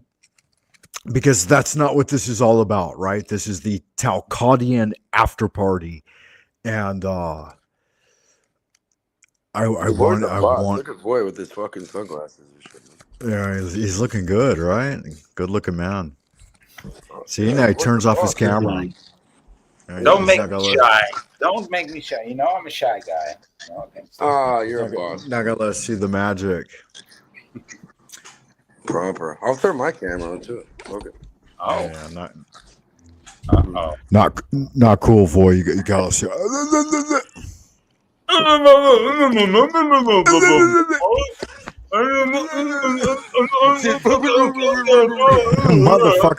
Motherfucker. Yeah. So, there it is. There, right? Real quick, one thing that I picked up on when Boy was talking about the flat Earth convention or party or whatever he was talking about, and then mentioned global warming. Well, if you have globe warming, that is like a direct kind of like contradiction to flat Earth. So it's like, do they have to decide one or the other, or is it just it's just climate change or whatever? I think it's colloquially warming. Gotcha. Yeah. It's just hot. It's just hotter. Well, yeah, and you're right. You're right to freak. Like it's kind of a thing, right? Yeah, nice glasses. I like that hat. That's a fucking turkey hunting hat right there. Are you fucking wearing your dentures now? for once and for all. Now, come on, dude. Show us your dentures. I got a fucking owl, bro. I got teeth. Got the owl Moloch. I don't like the magician card. Yeah, that's what it is right there. So yeah, DeFreak, you're right. Like, that's one of the things that I've called out within the FE community is that a lot of people still use the language of like globe expression, right? They'll say globally or other words that are indicative of that expression. And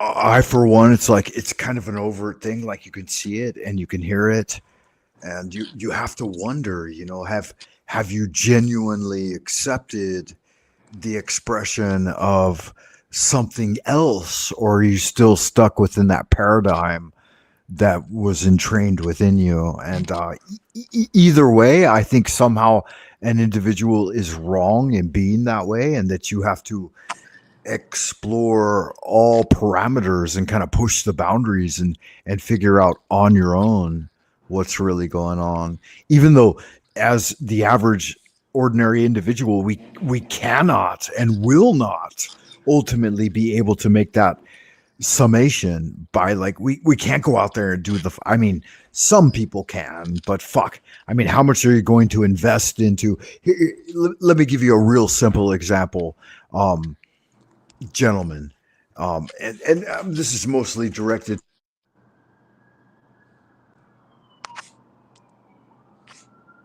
Oop, I think you lost audio there, Frank.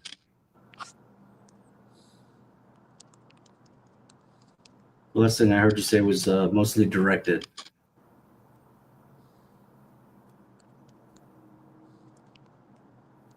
Did I lose audio? Hey, you didn't. I can hear you, brother. I don't know what happened with Frank there. But Interesting. Well, I would just say that, since like kindergarten or first grade, you see that globe on your teacher's desk, right? So it's like that indoctrination or whatever, if it's, if it is that not true, that is super deep. Like that is deeper than deep. So saying global warming is just like, you don't even realize that if you're a flat earther, more cases than not, or something like, I don't know, like even the brands of advertising or like, brands of companies, like global network marketing or something, it's just embedded into the language, in the English language. So you probably have to like, catch yourself a few times and actually, make a mental effort to stop framing things that way, because that's what the supposedly, the fact of the matter is. It's probably hard to do.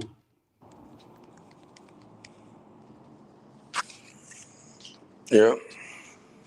Of course, I'm a Globie, so like, that doesn't really, pertain to me. But for me, it like simply like the Panama Canal itself is a debunker of flat Earth. Just because you have the channel locks and it debunks 3 of the major. Fucked, all right. What's that? Funny meme. The Earth's not flat around; it's fucked. Okay, it's a funny meme. It's just fucked. It could be a holographic thing. I don't know. Welcome back, Frank. Welcome back. Thank you for that case, DeFreak. And that's the essential question. Is like ultimately the upshot. Does it even matter? Like, is it essentially important? Does it matter? I'm not Christopher fucking Columbus out here. You know what I mean? It's fucking right. I mean, to our date. Okay. Here's the simple question that every flat earther asked the other flat earther. That's a major side. The other Globie is like, why does it matter? Well, not so much about the shape, but it's about the lie. Okay, well, yeah, there's a lie. The lying makes it matter. The lying. Okay, well, I get that, but yeah, that's a very legit answer to the question. Perfect. You know what? Actually, that's a great one, right? Yeah, it's not about that. It's about being a deception, right? Like Yeah. being a deception. Yeah, I get it. But what would be the point of the lie? See, now we're What the now we're fuck? see. Thank you for asking that. Right. So I'll tell you. now we're talking. Now we're Now we're talking. talking. Well, the point of a lie. What's the point of?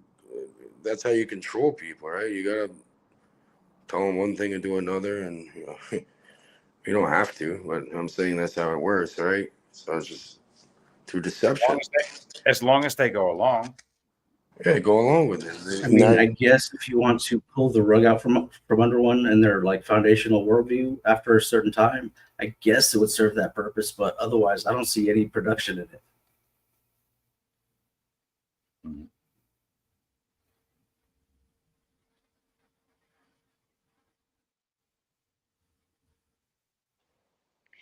Yeah, I'm trying to and think of something, but I couldn't.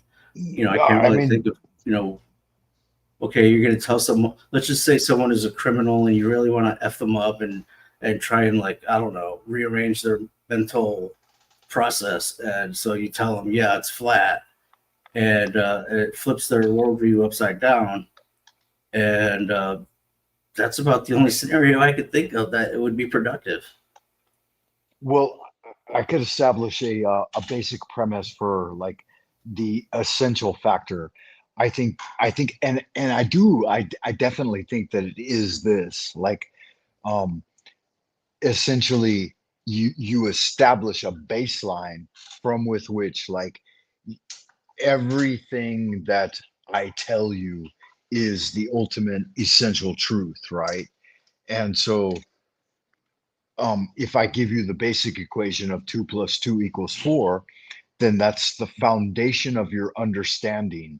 And so if I encode these things which are absolutely essential to your being, then it establishes again some like benchmark or baseline with which you view the universe.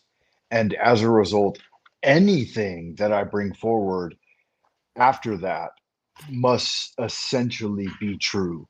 And so if we think about, okay, um, we have the globe model and the solar paradigm, what is it, heliocentric paradigm, and then at the same time with the Helios orbiting a greater like cosmic paradigm, then this essentially establishes you at within the foundation of all these other things: evolution, descending from monkeys, Big Bang. They all coincide with a greater scheme that, and here's the thing, Jafreak and Voy as well, that I think it ultimately leads to, that um the experts know something more than you, and the experts have a definitive authoritative view or a definitive authoritative voice over that which the ordinary layman, just the average plebeian serf, cannot fathom. And as a result, this lends to them the spirit of authority or omniscience, right? They, in some way, for them, it usurps God, and they become the definitive, like, trust the science, You trust lost the you helio. lost you lost me like 20 words ago because Okay, and I talking about apologize. yeah. I pontificated and opined quite a bit, but trust the science, trust the experts, and trust your teachers, trust your mom and dad, which is not essentially, I don't think that's necessarily a bad thing, but I think at the same time that it's disingenuous because you don't necessarily know anything more than I do. And you might have some advanced tools. You might have a microscope. You might have a space telescope. You might have I might have a fucking eye, dude. yeah, you might have a collection of data, but ultimately, in the everyday push and grind of things, we're all basically at the same level. Yeah, I agree with that last part for sure. But the rest of it, I mean, it just doesn't, you know, I don't think it would serve any purpose of any of that or any kind of really good or because if the authority lies to you right off the bat that it's a flat, I'm sorry, that it's a globe, but it ends up being flat. Well, then at a certain when you find that out, you're not going to trust anything or anyone or anything anymore, especially the authority that told you that. See, So it's that's the good thing. Yeah, I mean, when you say it like that, you make it sound like it's a bad thing, but that's actually the good thing. Yeah, yeah. well, yeah. I mean, if you're, if we're like we're in now, like we're basically the political structure is oppressing and lying and all kinds of, all kinds of, false flag, whatever, all this stuff going on that we can, most people can, well, a lot of people can see through. It could wake you up and it could, get you into that camp of, hey, uh, maybe survival or whatever. I forget what they call that, prepping or whatever. But otherwise, it's like if you flip someone's worldview upside down to where they have to question everything, and then expect that person to trust the authority again, that probably ain't happening. So it's an unproductive thing unless you're trying to literally screw that person up so where they're just a confused locale and a useful consumer. Well, it's a process, right? It's not going to happen with one message or with like, I told my neighbor this and now he's awake. It's always a process. So, but I hear what you're saying. Yeah, Yeah. yeah. Cage rejoined. Yeah, and it's a fact. I mean, you're right. And I remember reading in, I think it was The Hounds of Baskerville or something by Sir Arthur Conan Doyle. Sherlock Holmes said that he contemplated this question. Dr. Watson asked him, he said, Holmes, uh, have you seen the latest article about the planet circles around the sun? And Sherlock looked back to him and he said, "What the fuck does it matter to me if the planet goes around the sun or the sun goes around the planet or it's flat or it's round or whatever?" He said, "That has absolutely nothing to do with my day to day practice and solving crimes." And essentially, I mean, to me, that made sense. Like, It does make ulti- sense. Yeah. yeah, I mean, if it doesn't come into your day-to-day equations and it doesn't affect your the overall quality of your life, I mean, what does it fucking really matter?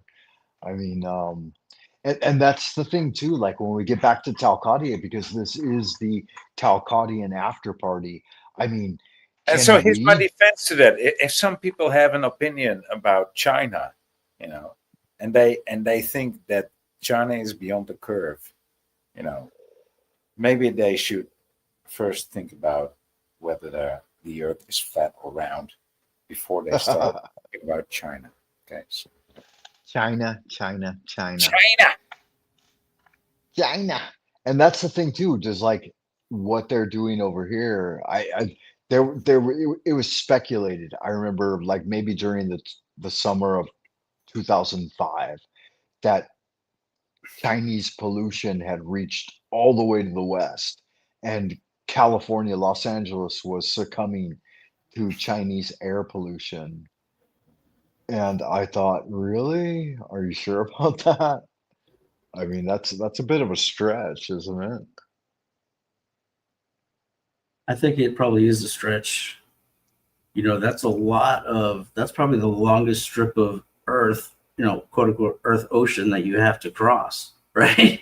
So, like for the Chinese, dude, that's definitely a stretch. That has to be a stretch, because not only is it just a east and west kind of a, jet stream flowing, you have ups and downs and the cold and the pressure and everything. It's not just a straight line like from China to LA, which is a little off, by the way. It'd probably be more like Oregon, right? or something. So it's Right, like, come right, on, right. it's definitely a stretch.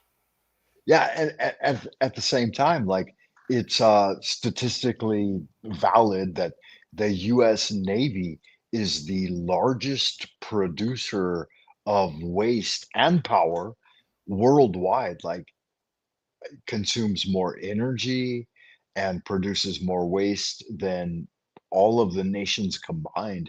Now, I don't know if that's a genuine fact or not, but I've heard it. I've researched it in the past, and supposedly the U.S. Navy is responsible for the giant. And here's the next thing I want to bring it to. Like, what about this supposed giant island of plastiques in the Pacific Ocean? Is this a real thing? Have you been out there? Have you walked across it? Have you seen it? Is or is this just another nuclear boogeyman? No, I think I've seen it, just like a news report or something, and it, looks like a bunch of floating plastic styrofoam, kind of in a little. I don't know if it's a whirlpool or whatever in the middle of the Pacific, but it's definitely odd, and it could be real because as far as I know, unless something's changed, like the Philippines don't have they literally don't have a hole that they could call a landfill. So what happens is a lot of the citizens end up dumping their trash right on the beaches there, and I'm sure a bunch of it's plastic, and it probably gets washed out and goes right into that place, and so that's a possibility. But if you're talking about a whole, say, island nation, we have an army base there or whatever we have there, and we haven't even sent the crane to dig a hole for them. I think that's a little messed up right there. Yeah, it's kind of a whole thing. Like the Philippines, do you know how many islands are in the Philippines? No, I don't. Yeah, I only learned this recently when I visited there, but there's now it seems like an arbitrary number to me, but there's 7,777 islands in the Philippine nation. Seems like kind of a weird thing, right? Definitely weird. I mean, those couldn't all be inhabitable. I imagine it's just some of them are just a oyster bar or something, right? Yeah. I think there's only like three main ones, but 7,777 little pieces of earth popping up out of the ground there. Because you think about like the vast reaches of the Pacific, right? And in an individual's mind, I mean, for me, I'd fathom like just a vast body of ocean, but in actuality, like the entire thing is riddled with islands all the way across. And so bridging that gap and thinking about like the Marshall Islands, the Solomon Islands, and like all of these other, I mean, the maps they show us are absolutely not accurate in some sense. They present a distorted worldview, and so that at a base level, it's like, why are they, when I say they, I mean who the fuck are they, right? But why is such a distorted imagery of the actual realm that we live in being presented to humanity? And to get back to the island of plastiques, and you're right, like why can't they fucking dig a hole and bury that shit? And why do they have to offshore so much of it to Asia? Like a lot of it is dumped and comes into even um, American trash is going into like Cambodia and Vietnam and any of the third world nations that take up the brunt of the industrial manufacturing. China for a long time now, 3 decades, but now currently moving into India. So yeah, here's something that has always really baffled me. Imagine this, and this is how I found out about this. Like when I first had children here in China, um, my mother purchased some baby clothes that she wanted to send me. And when she bought those clothes, she bought them at Walmart, and they were assembled and manufactured in Mexico. And when they got here to China, so like she shipped them over, and I looked up like the tracking tag or whatever, the QR code, and I dug into it a little bit, and it turns out that the cotton was grown and harvested in the U.S. and then sent to Mexico for processing, and then the fabrics were sent across the ocean to Thailand for assembly and production, and then sent back to the US or back to Mexico for labeling and distribution, and then shipped to the US, and then sold in Walmart. And then my mom bought them and sent them to me here in China. And then I put my baby in it, or whatever, my kid, and brought them across the seas again back to the US. And I thought, good God, like, think about and and this is just saving like fractions on the dollar of cents for them. And the only reason all of that was possible is due to like government subsidies on shipping for corporations. So I mean, if you think about it in the individual sense, like we pay a dollar for a bottle of water, right? Whereas a company, a corporation, will get hundreds of tons for a few cents. And whereas we pay, what are you guys paying for a gallon of gas at the pump right now? $3, $4 a gallon? Yeah, pretty much. Yeah, these oil tankers or these shipping, these cargo ships, they're getting the same thing by the tonnage for fractions of a cent. And who pays for that? The taxpayer. And so, how is that fathomable? It's like, fuck. I mean, that's mind boggling, isn't it, in some Yeah, way? it is definitely mind-boggling. 'Cause I wasn't, I hadn't thought about that, but yeah, I mean that's the way it is actually. And so that fabric has been across the world and back. Like what? That was like what, 4 times? Yeah, yeah. Yeah, it's wow. It's like, you know, uh, talk about talk about like the absolute worst carbon footprint you could leave just to deliver a baby beanie, onesie. And at the same time, they're going to criticize you, Yeah, for they are. Yeah, they are. For yeah, they sure are. It's pretty you, wild. you're going to eat the bugs and live in the pod. So it's like if they're lying to us about that, then fuck me once, shame on you. Fuck me twice, shame on me, right? So if they're lying to me about this, then how many other things are they lying to me about? And that's always the big question that I end up pondering. It's like, well, fucking that. Then at the same time, like an individual, an average individual, we can't do that. We can't go to the level where like we doubt and have faith in nothing, because that doesn't make sense. I mean, what's your existential position? I believe you said you are preferential to like global expression, but at the same time, like, um have you risen up from the evolution of dirt monkeys into the present, or did you descend down as a creation of God? I mean, just as a kind of. Yeah. No, I'm a born again Christian, and so I've actually witnessed God, and so I feel like I have a pretty high level of understanding of the spiritual realm. Okay, good. Yeah, that's good magic. So you're more along the lines of knowing God rather than doubting the expression of a type of divine revelation and encoding of humanity. That's quite a thing. I mean, because as a monkey man, as it were, Joe Rogan, it's one of his most famous catchphrases, right? He's 50 million subs or 500 million subs or whatever. And his whole thing is that he's a monkey who ate mushrooms and awoke to be here now.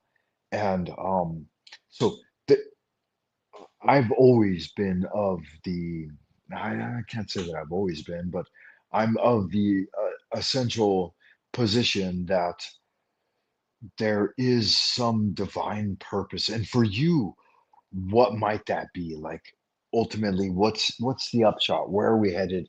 Where are we going with this? And Yeah, it's a good question. I think that first of all, the main purpose is to witness the glory of God. He doesn't want to be alone because he is love, and love, kind of by definition, has to be shared. Otherwise, what good is it? Like, if you love, and if you can't share it with anyone, then, like, what good is it? Like, it's just pent up energy, I guess. So, beyond that, we have the fall, which is the knowledge of good and evil, and I think part of the testimony of mankind is to hash out the little nuances, the actual, the nitty gritty little disputes and everything that we have, and the intent, and all. We are hashing out the good and evil that would ultimately govern what is good and evil, in eternity, as we create, in the heavenly realm, going forward. So, like, we'll have knowledge of all this stuff and know, like, with very precise precision of, specific things, like what is good, what is evil, and that will govern us as we create in the kingdom of God. yeah, well said. And welcome, What's up, Monsieur chat? Talcott. Good to see you, man. Hey, How are you you? too. I'm feeling blessed. Thank you, Frank. The Jack Talcott after party.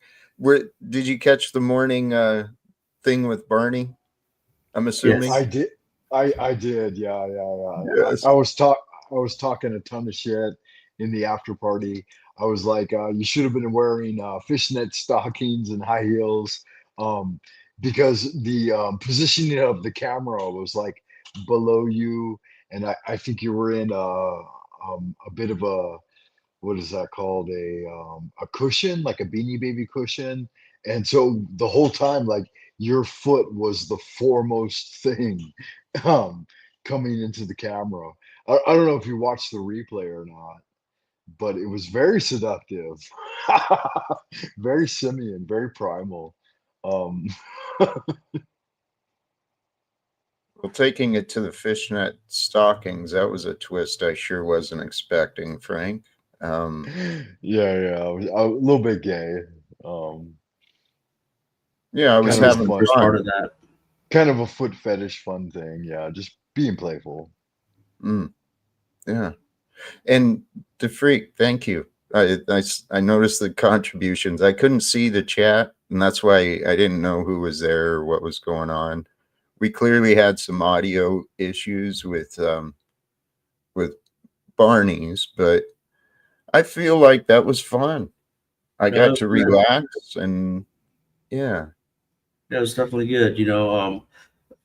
Artie's is quite the character, and he does know how to interview too. Like, people were saying, "Oh, well, they're talking about this thing the whole time or whatever," but it's like, they're, it's like you have to hash out some things in order to actually get to the bottom of something.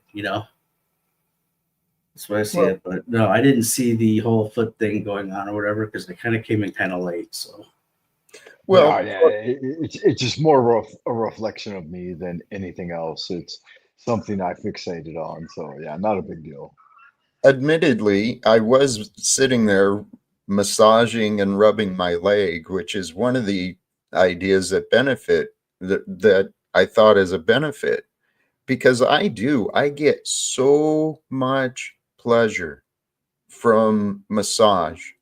And, people talk about me rubbing my knee. Well, what I was doing during the live stream was kind of what I do a lot, manipulating the muscles. The fingers just do it on its own. And then the result is pleasure in your body. So, do you think that it's actually like pleasure, or is it actually like anti-anxiety? no, it's true pleasure. It's like, guys, when I showed up to Freak, what you were talking about was spot on. learning the lessons so that in the future, in this new kingdom that is rising, we are the rising of the new kingdom as we grow out of our limited thinking. The ways of the past have created limitations, and God's children are unlimited. Hey, Talcott, how you doing, buddy? Oh, I'm Well, good morning, Cage. morning. You ready to go to the barbecue in Baltimore? What day? Saturday, did you say? Every Saturday you have a barbecue. All I need is the details. Okay. All right, I'll email you or I'll send it over. Please Yeah, do. absolutely. And you guys should definitely do that backstage in your own time. But to bring it back to what you had said, Jack, that that ultimate upshot, that's what we're looking for. I mean, so if you could continue with that a bit more and bring it to Please. fruition. Thank you. I think you mean with the pleasure rather than just escaping the tension and anxiety. Well, consider this. This is the way that life is built. There's pressure and then there's growth, and in the growth is an expansion. And we're built in layers and layers and layers in our muscles, the fibers of our muscles. They're just layers of tissue that's all spiraled and twisted up, and it intertwines, but it's got an intelligence of its own, as does maybe the mind too. But if you just lean into the pressure, which is what we're doing with massage, which is what we're doing with exercise, which you can do in your mind and in your emotions. If you lean into the pressure, when the pressure releases, there's pleasure. It's like we get a breakthrough. I got friends, like, for example, A1, he runs marathons for fun. And there's something called like a runner's high, right? And it releases endorphins and what you call it, right? Yeah. It's And definitely. you got to dig deep into the root. Like when you go through the skin, and you have the layer of muscle, and then below the layer of muscle is bone, and then within the bone is the marrow. And according to the ancient Chinese tradition, like banging the limbs will vibrate the marrow, and the marrow release new and fragrant blood, and That's the interesting. refreshing of the blood. Yeah, the stretching of tendons and the pounding of the bones brings forth that And you know, refreshed bones blood. harden over time, right? I'm actually Is that adept at right? martial Oh. laws. It's a Korean martial art called Hapkido, not Aikido that people get, no Steven Seagal thing, where it's Hapkido. And yeah, Frank, are you into martial arts? I think we've talked about this before. Well, yeah, I'm more into this idea, like Jack is bringing forward, that this deep massage and the digging in, and then the release. Like you you the only way you can know that deep relaxation is by that deep tension as What well. What are your thoughts on acupuncture? Right, where they use a needle and they go into certain like energy meridians, whatever you want to call it. It's very interesting. And then there's also like the middle, lower, and upper dantian.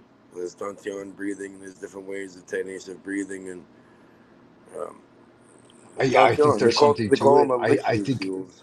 And Yeah, I think if we go too far afield into the jargon, though, like, will be a little bit distracting for most of the people out there. And oh, it's too much, right? Yeah, okay, I get it.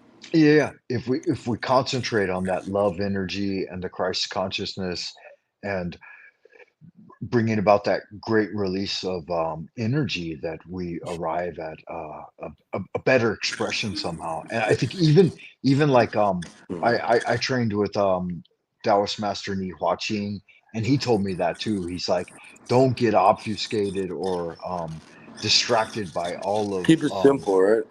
Yeah, somehow, yeah, like don't get distracted and put yourself in the weeds with all of those things.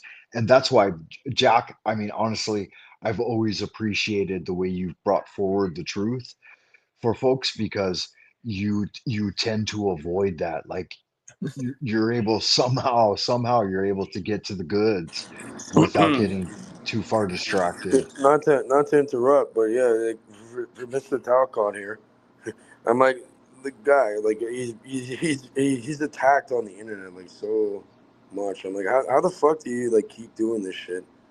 Like I already got fed up with it a long time ago. Like I don't even know how the fuck you're doing it. So I do. I have learned something from you, Jack, and that's like having patience with people. I'm not sure how you even fucking deal with that. Like, fucking guy, man. Like, he's just trying to put his message out there, and people constantly attack him, like over and over and over and over and over.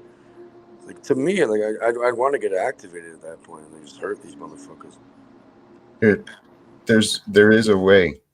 The way is to keep holy cows right there. So there's these little tidbits in scripture that kind of give us clues as to the whole why. You keep your why in mind, why you're doing what you're doing, then the distractions and temptations become less important. And I do want to swing back to what Frank was saying.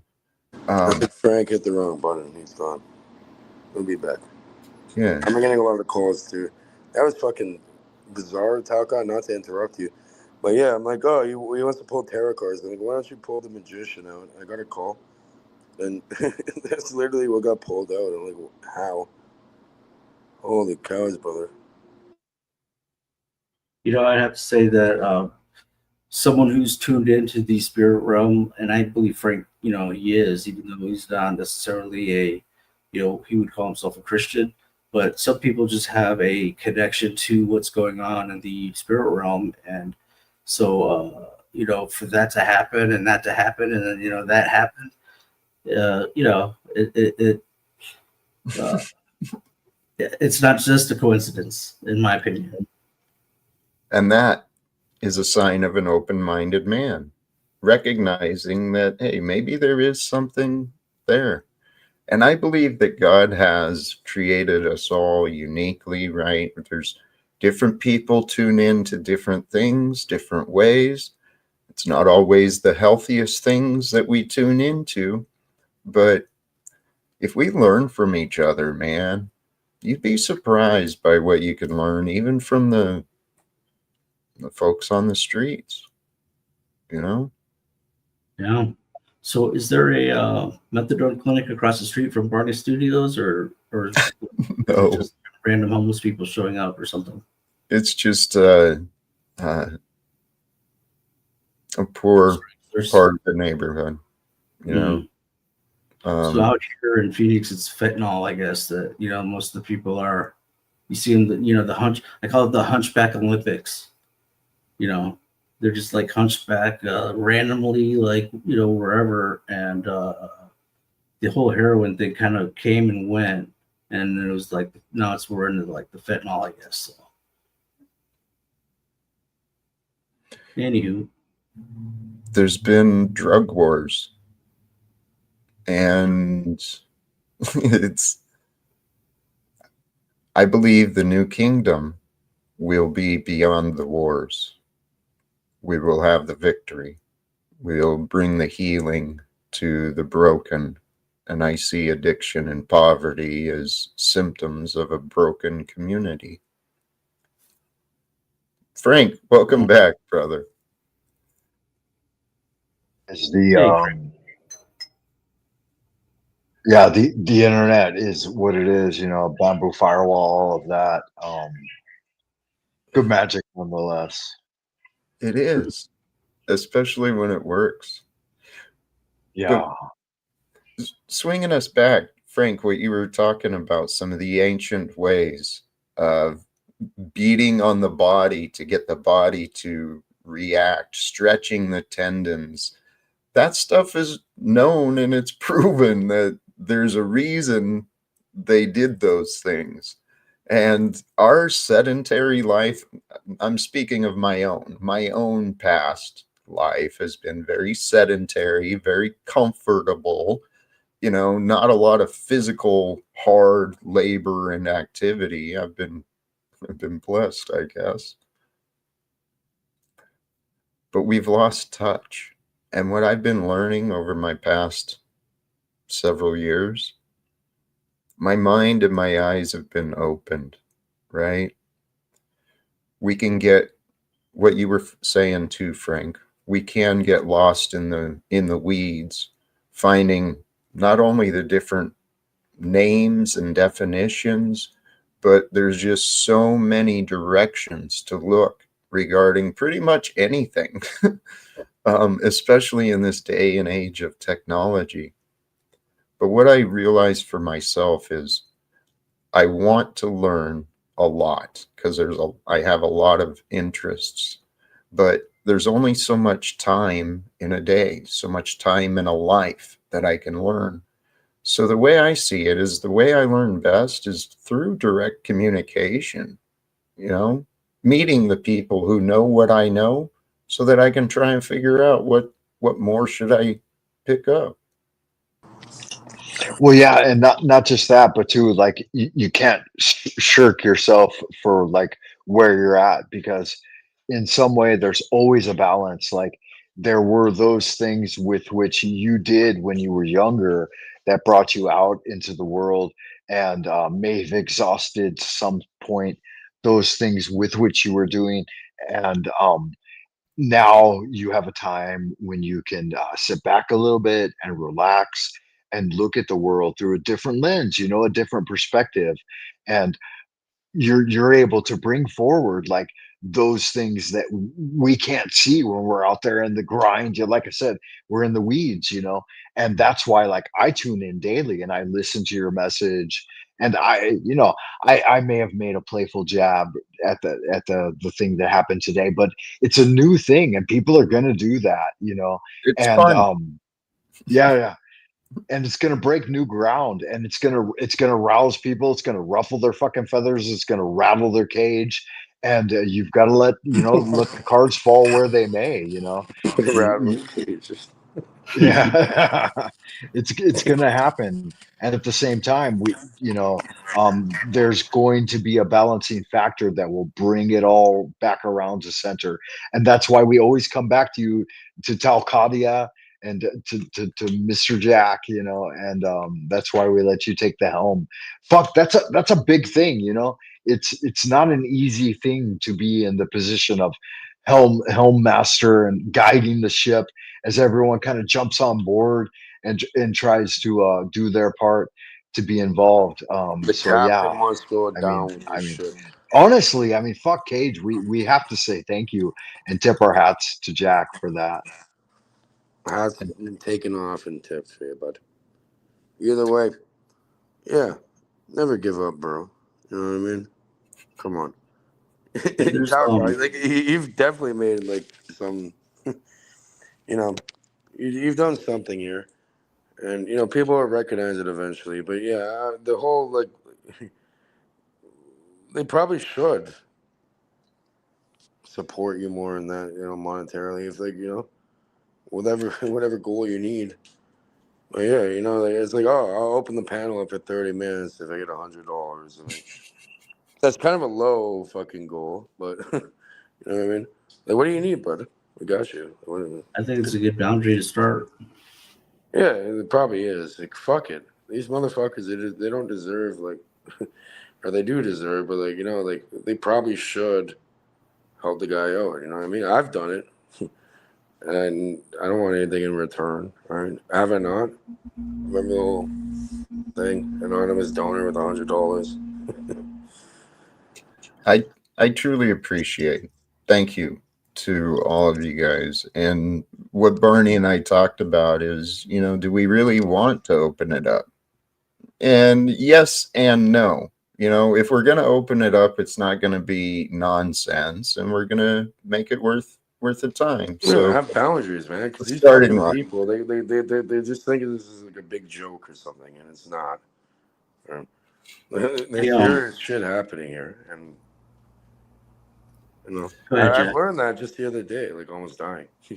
I learned it even over here on Frank's, where I'm like, oh, why don't you pull the magician card? And I got a call, and what happened? The magician card got pulled. That's kind of a big deal. I mean, he fucking called it and just pulled it. It's Like, got to be a major confirmation of something. There's something yeah, there. Like now it's like a wake up call for me. I'm like, okay, like what the fuck? Okay, I'm not gonna let this shit fucking just happen anymore. Like I'm done. Seriously. well, yeah, it's unerringly accurate. It's not me, it's not you, it's the tarot itself. There's something there, man. It's beyond us. No, It's beyond human beings. This shit. There's something else going on. yeah, it's good magic. Yeah, it's a big deal. And that's the thing too. Like, Jack, you're being pulled into a current, and I've always seen that. I saw that from day one, and there's some sort of greater magic moving these things. And so the upshot of this is like, how do we, as like wayfarers along the way, how do we chime in and bring forth the message? And My like, heart hurts for Jack because he just wants to be like, you just want to have your family in that, right? Your son and well, yeah, like that. how do we put wind in your They're doing sails, it the right? How do best we he put wind possibly in your can. sails? No, That's like a big question I've he's always proven it asked. to me because day after day after day, the man's like puts his message of love and peace and hope to other individuals, and no matter and all these people that go after him for no fucking reason, it like really makes you want to hurt them in a way. Yeah, don't go there, don't go there. I'm not gonna go That's there, not but I'm just saying like that's why? not the answer. I know it's not the answer, but I'm just saying like why be a fake little pleb, pussy, coward? Like, you know what I mean? Like, the guy's trying to do his thing. Why the fuck are you there if you don't want to, you know? I think I can explain that, but Jack, if you've got something you wanna, if you had something, it looked like you had something to. Yes, please. I'm not saying you're perfect here, Jack. Holy You're an shit, ass Cage. sometimes too, bud. But yeah, I get it. We all are, myself included. Tell you what, Cage, you tell me, when can I talk? I can't tell anyone when they can or cannot talk. How about this? You tell me when you're going to choose to stop talking, because I can't I'm tell. choosing to stop talking now. Okay, thank you. I didn't want to interrupt your flow, and it seemed we were stepping on each other. So, the words you've shared, please, thank you. It's humbling, truly. This path I'm living, what I've been learning truly is how to surrender, to stop fighting, because, well, to stop fighting but never quit. And that's what Cage is saying. Don't I'm quit. never going to quit. And yeah, I have a hard time thinking about surrendering. Okay. Not going to happen. Sorry. There's one way I'm surrendering. Is when they fucking shoot me in the head. And I'll come back too. Watch. Yeah, we know. Let him finish. Let the man say his piece. It seems you're also unwilling to cooperate or follow through with what you said, Cage. Okay? So while you've got a fight in you, the lesson that I've learned, because I've got a fight in me too. This is what has been fascinating. Watching young Landry especially make such a mockery of me after spending time with me. He doesn't know my past. I mean, I'm not some sort of pussy, tree hugger who's incapable of causing harm. I know who I am. I'm a warrior who chooses to live in a garden. And That's a great quote. thank you. I'd Well, rather be a warrior in a garden than a garden of war or whatever the quote is, right? Yeah, I hear you. Let Cage, for Christ's sake, let him roll with his flow. I love Cage. He's just been such a test for me and my patience. Sincerely. I'm sorry, brother. I've had a few things. I'm an asshole sometimes.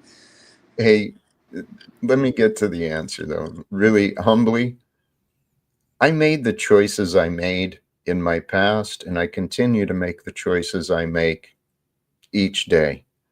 But this path I'm living, I was brought to do a lot of things I said I would never do, in good ways and maybe in bad. But there's something special that's happening in the world. And all of us, we represent the world we've lived. And we represent the world we're living in, right? Inside of us, our emotions. That world is represented by how we interact with each other. And I've been learning, as I said, how to surrender. And I tell you what, surrendering into God, into that idea of a loving power who is with you eternally, wanting you to live, wanting you to grow, wanting you to succeed, knowing there's a loving power that wants your joy and your happiness, but it wants your greatness above all. That's what I realized. May I ask you a question, Mr. Talcott, please?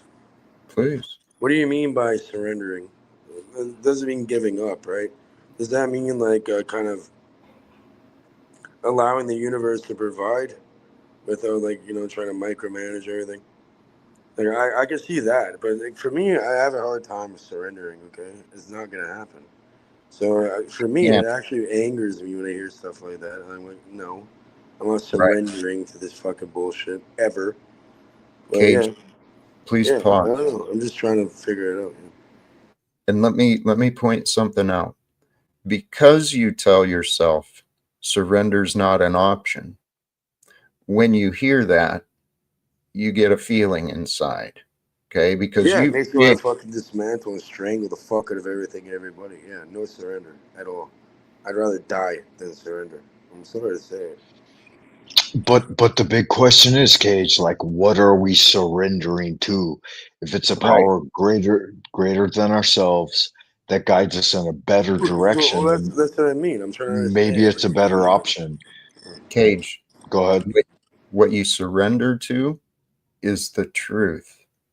You don't control anything or Yeah, you do. anyone. You control your own mind, your own actions. Right. So you surrender to the truth that you control only you, your thoughts, your feelings, your actions. And then you ask yourself, what do I want?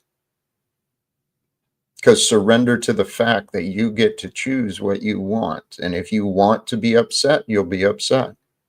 If you want to be angry, you'll be angry. You want to be hurt, you'll be hurt. But if you What want to about be things that you happy, don't want though? Because they happen too. sure. And that's where you mature and you decide which is more important to me, the fact that life is unfair or the fact that life is amazing. Which one do I want to focus on? Oh, it's beyond amazing, bro. Amazing. Yeah. And here's the thing too, Cage. Like I have a hard you, time like hearing another person try to tell me to surrender because like that just makes me want to get activated. I'm like, I well, But want no, no, I hey, mean, it's just go ahead. to. no, I'm sorry, Frank. But I wanted Cage to put it back into perspective. In the past, right? You've been living with this mindset for quite a while, never surrender. And that's probably gotten you through some pretty tough times. Yeah, I'm alive. Okay. But here and now, it's just the surrender of ideas. Okay. It's a surrender to the idea that it's okay to surrender in the right Again, I don't know, circumstance. man. Like I'm hearing what you're saying, but I have a hard time Cage, doing that. So I'm not surrendering. I'm o- sorry. open your mind. Consider the times where it is wise I to will tie surrender. you up and fucking grab my 9mm and put it to your head. You're not cooperating. I I don't asked you want to to play. cooperate.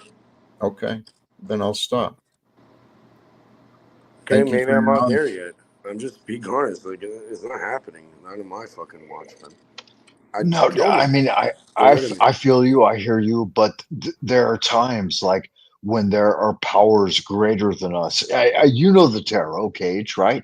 You drew upon the magician with not even thinking about it. You just said, "Hey, pull me the magician," and I cut right to it. And so there are things and that was a form of surrender that you may not acknowledge or We can overtly call it see, something but different. Okay, I'm not calling it surrendering. I'm calling it this. Make right, reality happen. you can include it any way you want, but like sometimes there are opportunities where there are powers greater than ourselves that we can humble ourselves before I and completely receive get like that. I don't great want benefit from. And let me land it. Let me land it. I'm trying to. And so there's a buildup and there's like an effort that's put forth, but then there are situations wherein it comes forward and it's not necessarily the thing you want to do, right? It's like, I really want to fucking do this thing, but at the same time, I must, um, I'm at a loss for words, but I I know what must you mean, brother. I know what you mean. relinquish, I have Let an me just issue with relinquish. jump the in here term real quick. surrender because I know what I'm Yeah, yeah. capable of. Let's let Defreak wants to add So something. Go ahead. yeah, let me jump in here real quick, and then I have actually a question for Gage. So, you have the surrender of the fight, which is like the interpersonal dynamics of what is going on in our situation and in life and the people in it. But then you also have the surrender of the flesh, which is the surrender to God, which is the letting go of control. That the flesh always wants control, and what you have to learn is that we have no control except for ourselves. Like I think Cage gets that. So what you have to do is basically when you say things that you don't want to happen, at that point you have to surrender to God and you have to pray and ask Him to not let those things happen. And that's kind of the surrender that we have to. So there's the word surrender is dynamic in that you don't surrender in a fight that you're engaged in with another person who is wrong. And then there's the surrender to God, which is the releasing of the control of the circumstances or whatever of the flesh. So What was the the question I question? have for you is: have you shown OTW the AI OTW yet? Yes, I have. Okay, Cool. we've been through this a long time ago. Yeah. I was just wondering Yes, if it's I have. something else. But for me, when I hear surrender, it really like sparks me up in a way where it's like I don't know why. Okay, there's something wrong with me to the point where now I really want to. I'm gonna show you, fucking, you're. I surrender. Okay, it's not gonna happen in my fucking reality. Okay, Cage, it's all right. Cage, That's just how I Cage, am. Yep. Cage. Yep. Just That's Talcott. that's how you've been. You believe that's how you That's are. why I'm Right? alive and talking to you. Please. I used to be that way.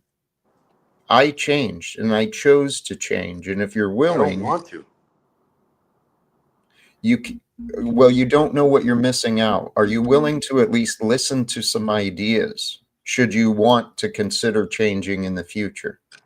I've been listening, brother. Okay, like for me, I said, okay, I'm not complying with this fucking evil Can I ask reality you that some people are in. questions, Yeah. please? Yes, sir. Okay. So, can you understand the logic of surrendering a battle in order to win a greater victory? You under Okay, so it's not about. So it's not about the. Oh, I got the fan going, but yeah, it's not about the. This micro battles or something. It's about the war, right? To win the war, is it's about about the battles or something. Okay, I get it. Yeah, I get it. okay. So I can retreat. we want to keep in mind the bigger picture because Yeah, I get it. something to consider about when you find an enemy, which is what surrender has become to you. It sounds like it's not something that you're on board with. If you find that enemy, you're in a state of fight. Okay. And in a state of fight, your mind narrows. You lose sight of the bigger picture. this is why I'm so anti-war, vocal about it, is the people in the war, they got to focus on That was my screen name, what, Anti-War. I'm not what's joking. that? My screen name was Anti-War. I was #1 in North America when it came to that. I mentioned it the other day. You remember? Yeah. Hey, I have an example I want to share. I'm sorry. Like when I hear that kind of stuff, like I've been in a certain situation, a place, and I do not accept that. You're not thinking about what you're surrendering, about what you've just got a I'm not concept. surrendering to anything. I could be aligned. I could be in alignment. Here, I don't have to actually, the freaks had some. Yeah. There's two different, facets of this surrender. So like at a certain point, my mother and I weren't getting along, and basically anything I said or suggested or wanted, it would be the exact opposite that she would do or say or think, or just to be the opposite, right? So we were driving into town one time, and I really wanted to go to my favorite restaurant. It's called Haas Murphy. It's a great German place. I love the beer that they have. Murphy's Law. The Wehes Stefan Heffenweiser, and so I knew that if I asked my mom, "Hey, can we go to this place?" she would say, "Yeah, well, blah, blah, blah," even though it was like right on the way and it was like where we were going, right? So what I did is I just prayed to the Holy Spirit. I said, Lord, let her think of it and let her suggest it. And then what do you know? 5-10 minutes later, she's like, "Hey, do you want to go to Haas Murphy?" I'm like, "Oh yeah." So it's in that Okay, sense, well that that's fight, telepathy. I didn't surrender the fight, of the butting of heads with her. I just surrendered the control back to God and asked Him to give me the favor of her, me the favor of God by, His favor, or Well, like the Holy Spirit obviously suggested that to her. the freak. Beautiful example. Yeah, the freak. Well, this has been proven here at Laurentian University in Sudbury, Ontario. So pretty much all minds are interconnected, and that happens to do with light and photons, apparently. So they've proven it, right? If you mentally tap somebody on the shoulder, or you just flash a light at them, right? The other mind is also interconnected with that. So there's some sort of entanglement going on.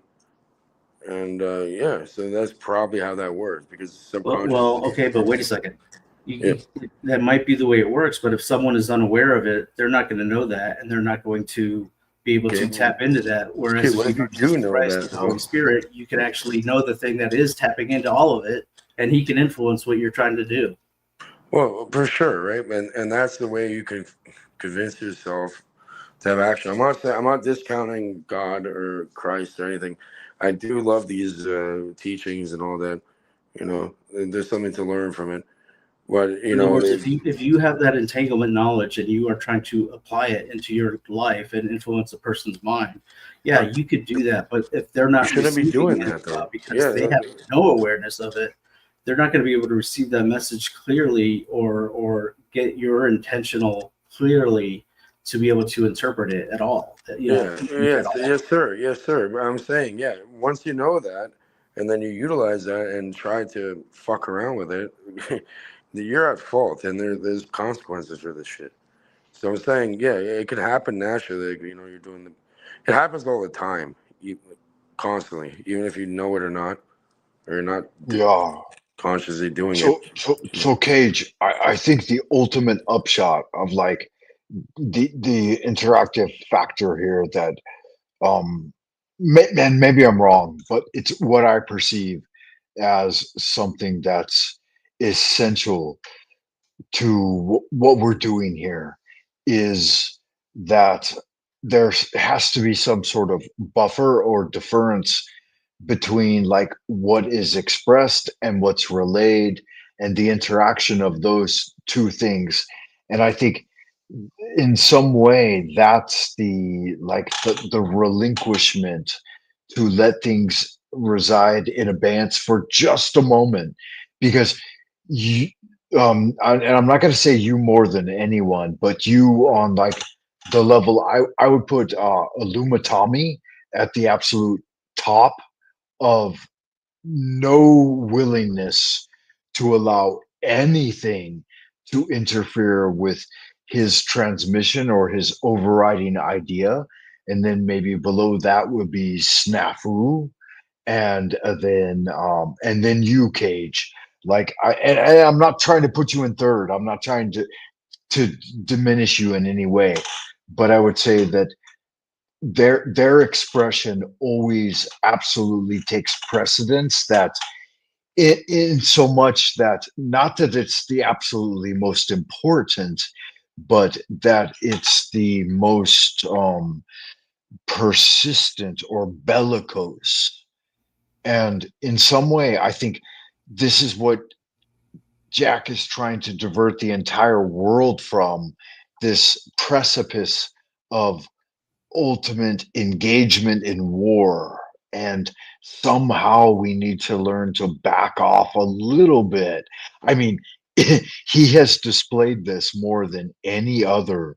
And fuck, Yeah, what happens?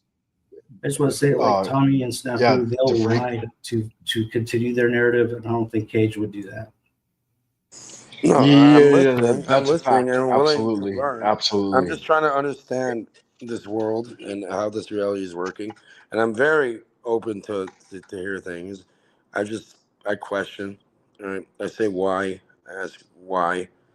Stuff like that. Like, like, yeah, I don't think you even can compare me to these other people here. I'm my No, no, own I'm not. person. I'm not. I'm just giving like a Yeah. gradation in that and I can land it real easy. I can land it real easy. That when we back off a little, like look at Jack now. He's always backed off and he's always waiting and allowing it to play out. And I think if we do more of this, Do somehow, I yell and scream at people and no, not no, like no, I no. do listen? Like I'm not You know, I know you do. like I know bad you like do. that. Like, But the absolute do I opposite accuse of people that. of everything? I've done all I've done technically, especially online. I've never asked for a cent or a dollar. All I've done is give. Okay, that's I all I have am. It makes me feel like come off I'm with doing some something. shekels. Shekels Yeah. up, baby. Well, it's not just about that. It's about time, energy, I'm attention, joking. I'm joking. Yeah. time with the money. Like I honestly, I don't care about that. I could walk away from anything right now in Can my I life. No. please?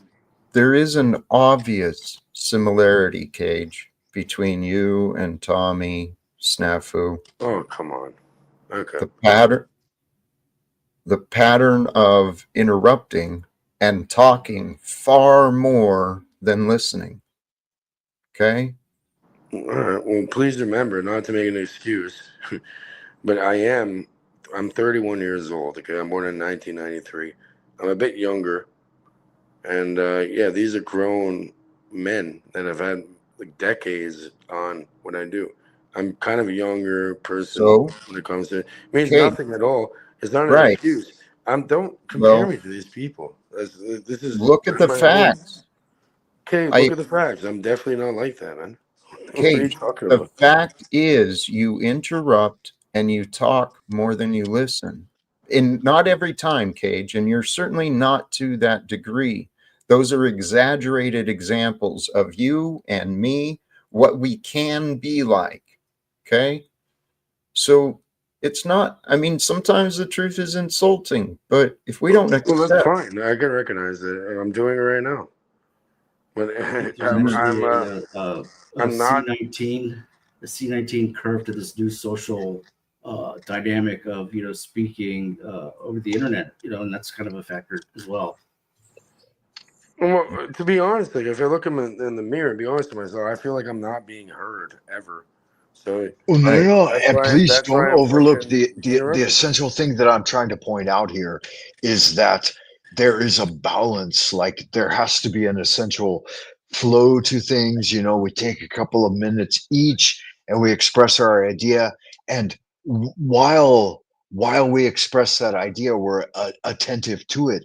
And believe me, Cage, like I have always striven and strive to be attentive to the message and try to understand like the perspective that you're coming from. And this is again one of the things that has always attracted me back to Jack. Like again, and I don't mean to be fucking cupcaking here. I'm not, absolutely not. Just a moment ago, I had him in fishnets and high heels, right? I was talking all gangs of shit, but What? like, no, to some extent, like get the foot up there on the camera, right? Like to some extent, like, You're showing and your I foot off. You apologize got the for that. magician garb. That's That's Jack some good seems stuff, to Frank. do that like flawlessly. Can we not all admit that? Is that not what brings us back time and time again to his daily transmission? Is that he's able in some way to mitigate this madness that we create and in some way bring us towards center and fuck, for if nothing else, forgive us and tolerate us, and thank you for that. I mean, kudos, mad fucking kudos. Yeah, I want to answer this actually, and this is perfect segue. Like, uh, I think that what happens over at Jack's is there's been kind of a lack in his time slot. Like, there's been kind of a lack of the drama, a panel where the drummerverse could play out, and so Jack has kind of absorbed that. And since he doesn't market to that, or he could have, he chooses not to. Like, that's where a lot of the drama verses, it's a continuation of what happened the night before and in the morning, and there's just nowhere else to go, and everybody knows Jack, right? So that's just kind of part of what goes on there. The other thing is, like, I've been presenting the Book of Melchizedek slowly out there for just interpretation and just to get it out there because I think it's so beautiful and it answers so many questions about God. And I'm just about to do the chapter 5, which I've actually coined the Jack Talcott chapter because it's all about God's love for mankind after the fall. And so look for that. And then I want to actually bring up a question Nice, or a nice. I can subject. appreciate that.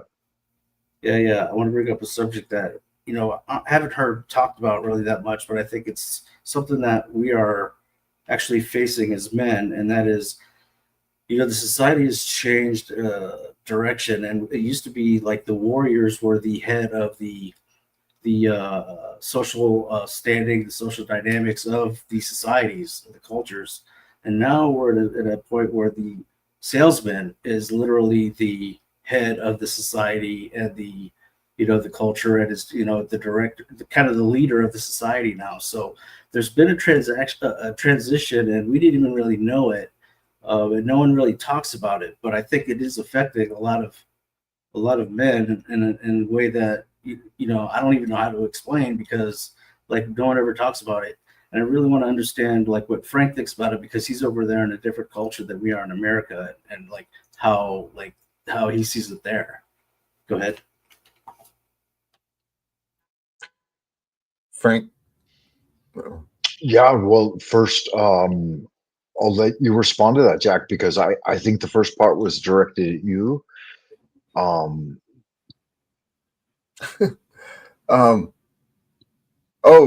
I think the first part, yeah, regarding the continuation, and I kind of stepped into an empty slot, and somehow I became like not just a part, but a big part of this crazy dynamic. But I'm having fun with it. Now, the other part regarding rather than the warriors leading the society, we've changed to the salesman. Initially, my first thought was the attorneys, but I think you're right. It is a salesman. And It could be a woman too, though. That's even better. Yeah, man is just humanity, right? It just includes all folks. Yes. It's an interesting aspect, but actually it goes in line with some of the theories I have regarding the influence on people from the society, meaning the government and the media. And propaganda has proven to be very, very effective. And therefore, there's a lot of people that they know the power of lies. They know the power of a story, but they don't know the power of the truth quite as well. And that's the story Jesus or God is revealing. Why is it so difficult for people to be honest? Well, the thing is, in a warrior society, you just serious. went outside and you Seriously, handled you business, could and that grab was them it. It was over. But it's not like that now. It's you've got to have the charisma, you've got to have the savvy, you've got to have the product, the goal, the vision. You've got to have like a whole lot of what is not necessarily natural in men. Okay, and Maybe it talking to a is, young but man like myself, they made it extremely difficult for people my age and younger than me to have anything at all, unless you're born into it and you get something like a handout. It's fucking. They made it nearly impossible. That's why we have so much crime over here now. People don't care anymore. They'll just bust your door in and kill you in front of your entire family. They don't give a fuck. yeah, and violence is looked at Let's so like if you not commit go too violence, far you're literally like being afield. society, right? So like even if you punch a door or like just pull down like me, I got thrown in jail for domestic violence for pulling down a poster of my niece. A Wait, Bob what? Marley poster Hold on. she Say had, and that I was again. pissed and I just How did you ripped it get down, and I domestic? literally was put in jail overnight or whatever for that. Like so What? violence, yeah. So like violence is like the lowest thing that you could revert to now as a man, and like that was been like the way things were decided for the longest. No And now way. here we are since like the For mid real, 20s, brother. For real, brother. For a poster, you got a right? DV charge for a poster. You Right. took down. Okay, well That's correct. that's not right at all. It's not right. That's retarded. Yeah, no, I agree with you there. Like, the American society seems to be extremely litigious, like prone to litigation, and this is one aspect that. And again, to bring it back to your Is that where original you fucked question, like off to the? Is that where you fucked off to how, Asia, bro? yeah, how does What the how fuck? does the Chinese aspect collaborate that or coincide with that? Like society, for the most part, over here is extremely entrenched. I would say it's like ox carts upon very ingrooved rails that doesn't deviate much, and it's a very ancient thing. So these established lines of the way that society plays out are entrenched from ancient times until now, and as a result, there isn't a lot of what Americans would call freedom, and many people would rail against that and say, well, we absolutely we need this spirit of expansion and our ability to choose, but within this sphere, which is much more ancient and much more established, those things don't play out in the same way. There isn't uh, a drive towards being a pioneer or an upstart. It's if I were to say toe the line is more in line with what they do, but not in the sense that it's a bad thing, but it's like a continuation of life. Because I was recently asked the question, like, Toe the line, huh? yeah, to some extent, like, what's the So then I purpose mean of life? surrender and toe the And line. please let me finish it. Yeah. Um, for a Chinaman, what's the purpose of life? And it's an easy answer for them, right? Like it's the continuation of life. And so I go from my grandparents to my generation into the grandchildren's generation, and then that continues. And so you continue to do that thing, right?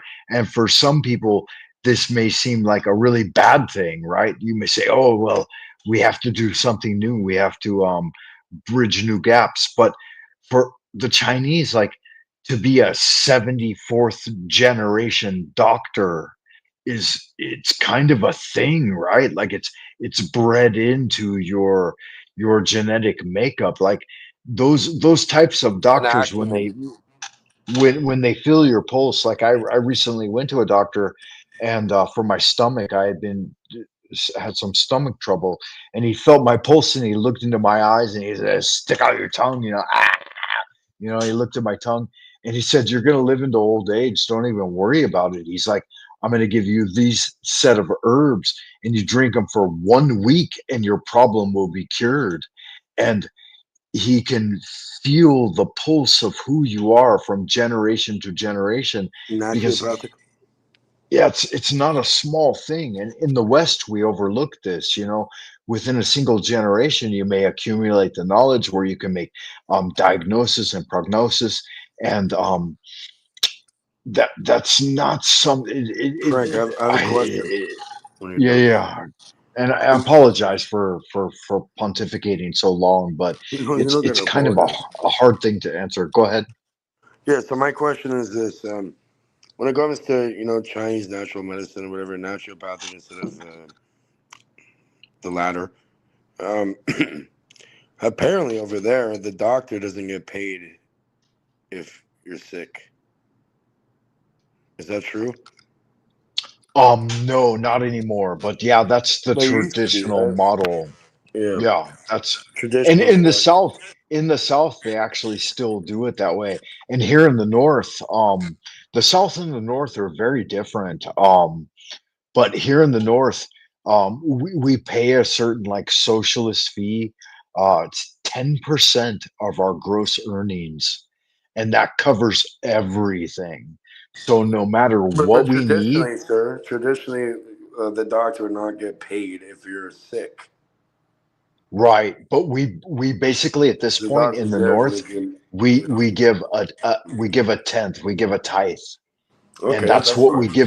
That's what we give to the government in toto. So if Oh, I we make do a lot a more here in Canada. Yeah, if I make 100,000 in a year, I give 10,000, and that covers everything.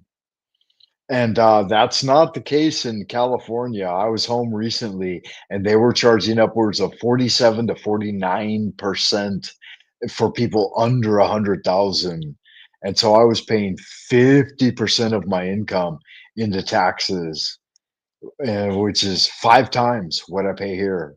And when in California, a pack of cigarettes costs $10, whereas it's less than $1 here. It's like 18. It's like it's eighteen it's dollars. I get it from the natives.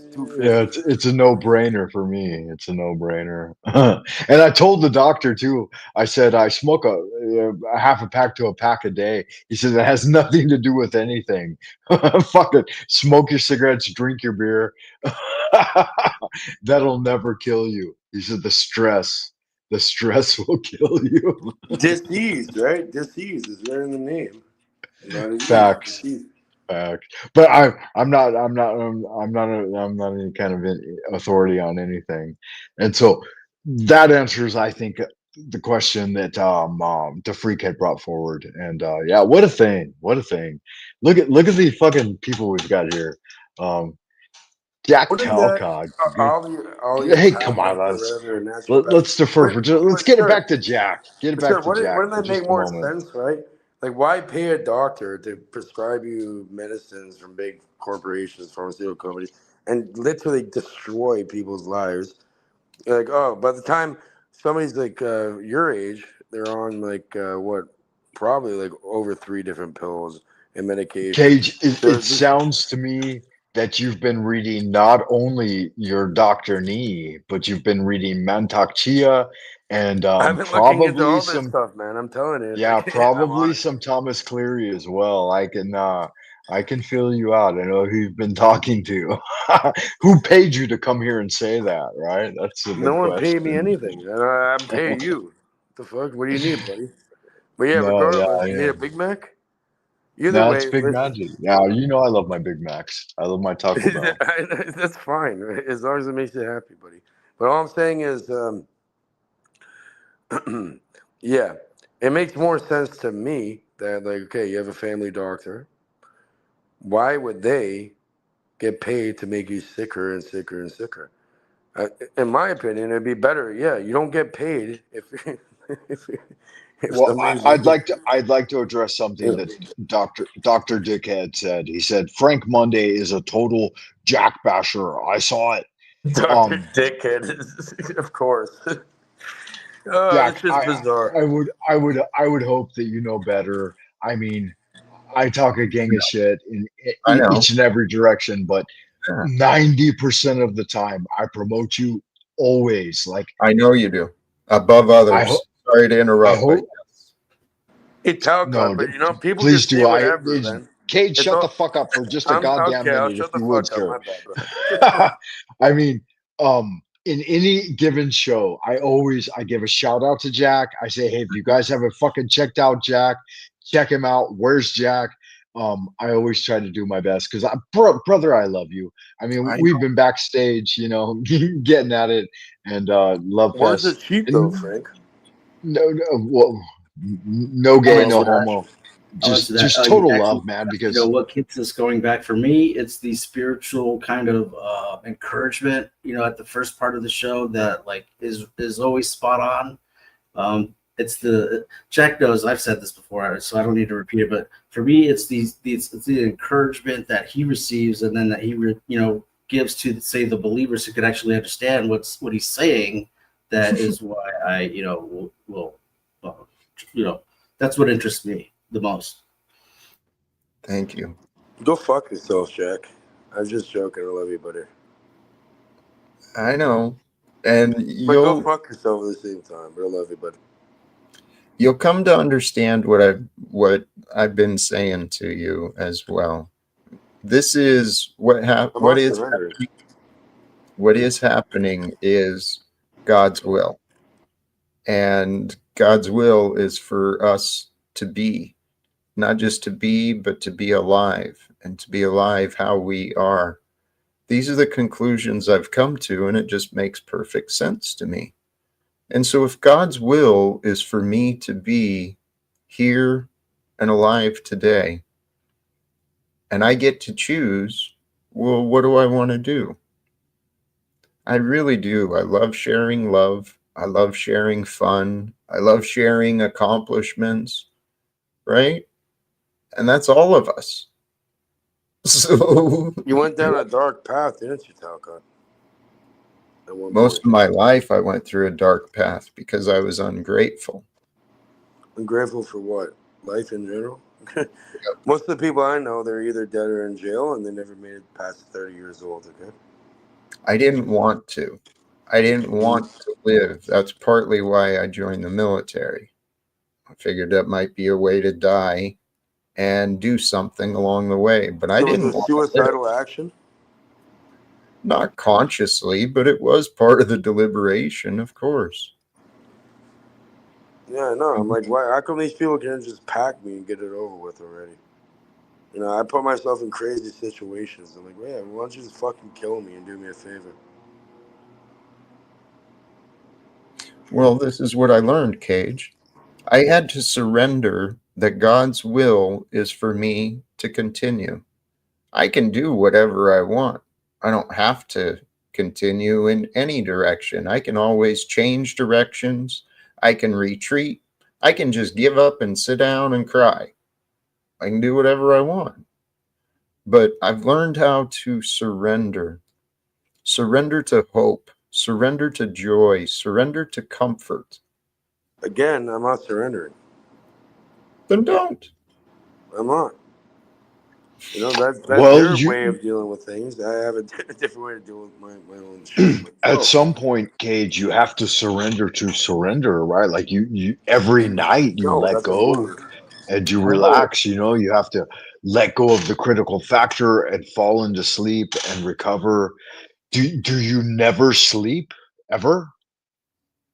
No, sleep's the cause of the death, but there's Okay, time enough for sleep in the grave, right? let me yeah, I point have out enough time to sleep later. your contradiction, Cage. Because with your commitment to your rules, you are surrendering to choices you made in the past. I have a hard time with this word. I don't know. Maybe it's just me. Hey, maybe when I'm your age, bro, give me like 20 years or something. Maybe I'll start Yeah. You surrendering. you need another 20 years, and that's going to happen. Things Too will much come pet back penalty. about. No, actually, I see something else because Cage did remind me of he reminded us of his youth. Cage, if you can understand what I'm saying, the path you're on has prepared you for this. And if you can just you've got just a couple of little roadblocks, blinders that I can see, and you get beyond those at such an early stage in life, by the time you're my age, dude, you'll have accomplished many of your dreams, I'm sure.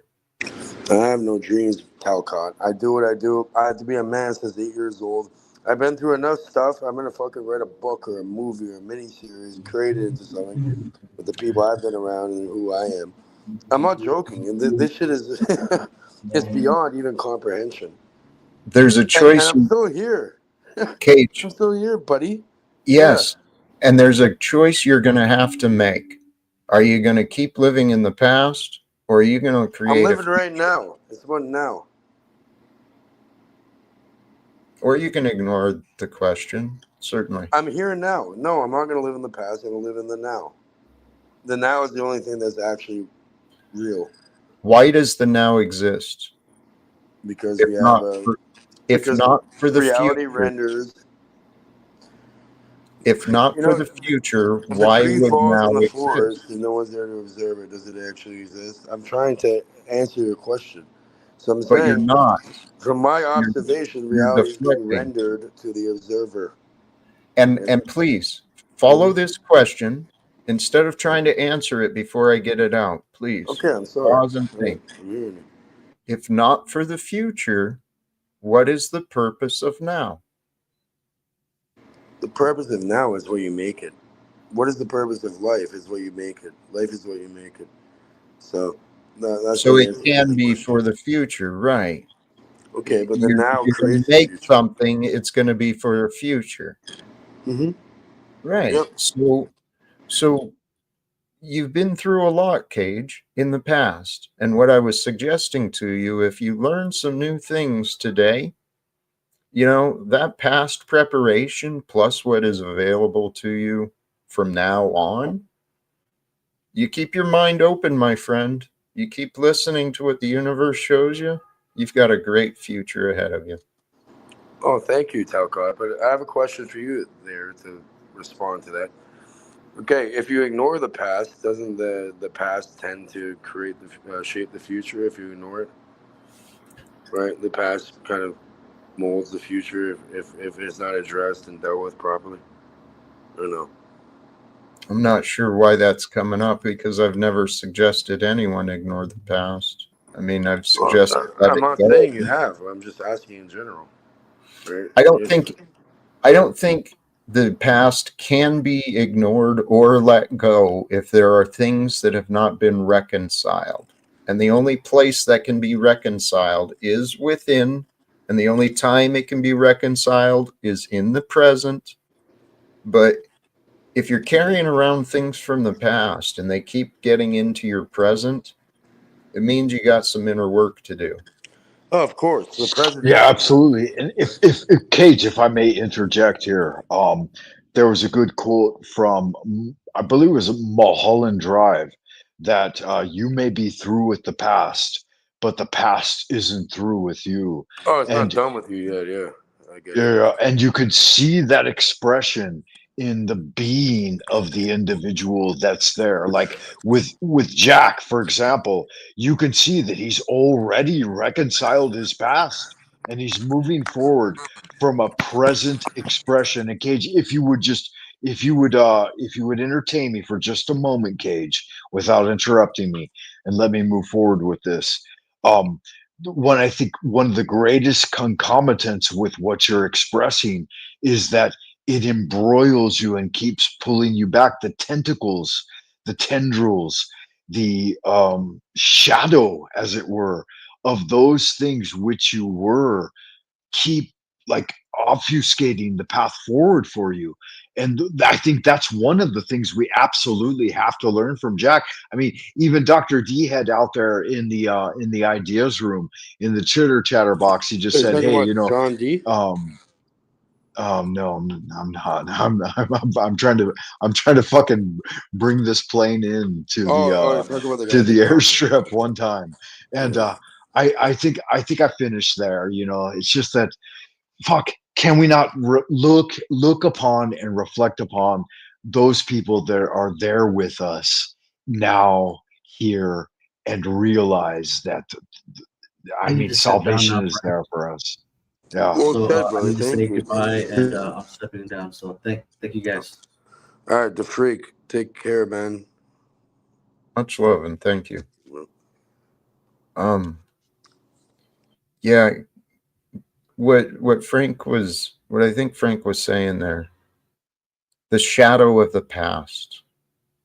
That is in line with Carl Jung's ideas of integrating the shadow. That shadow that is within us, it is a reflection of the past.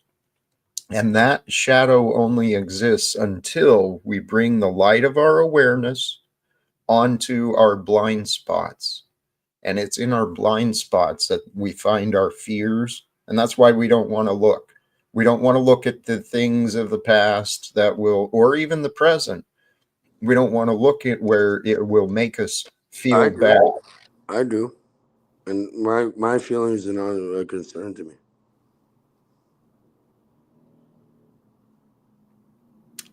I don't think you actually do as much as you as of the inner work and inner reflection. I don't think you do as much as you say you do, Jack, Kay. okay, maybe not, but I've had a lot of time to sit there and think about it. Okay, so And I've done a lot. I don't doubt that, Cage. But this is where I'm confident I could be of some support for you. I don't need your Because support though. Like, I do appreciate it, but I don't. I gotta learn on my own. So, why? Who told you to believe that? I don't believe it. I know it because that's what I've been doing from a young age. Right, Cage. And consider this. Yes, you have the ability, you have the willingness, the fortitude to learn everything on your own. What you don't have is the time. The longer it takes you to learn what you can learn, the No, I'm gonna longer it pause you takes there. you. I have all the time in the world, Talcott. What are you The talking about? longer it takes you to learn of your blind spots, the longer you continue making dumb choices. It's as simple Okay, as And that. how many dumb choices and do I have? if I I may, support my family. I Cage, do. if I may, Hmm.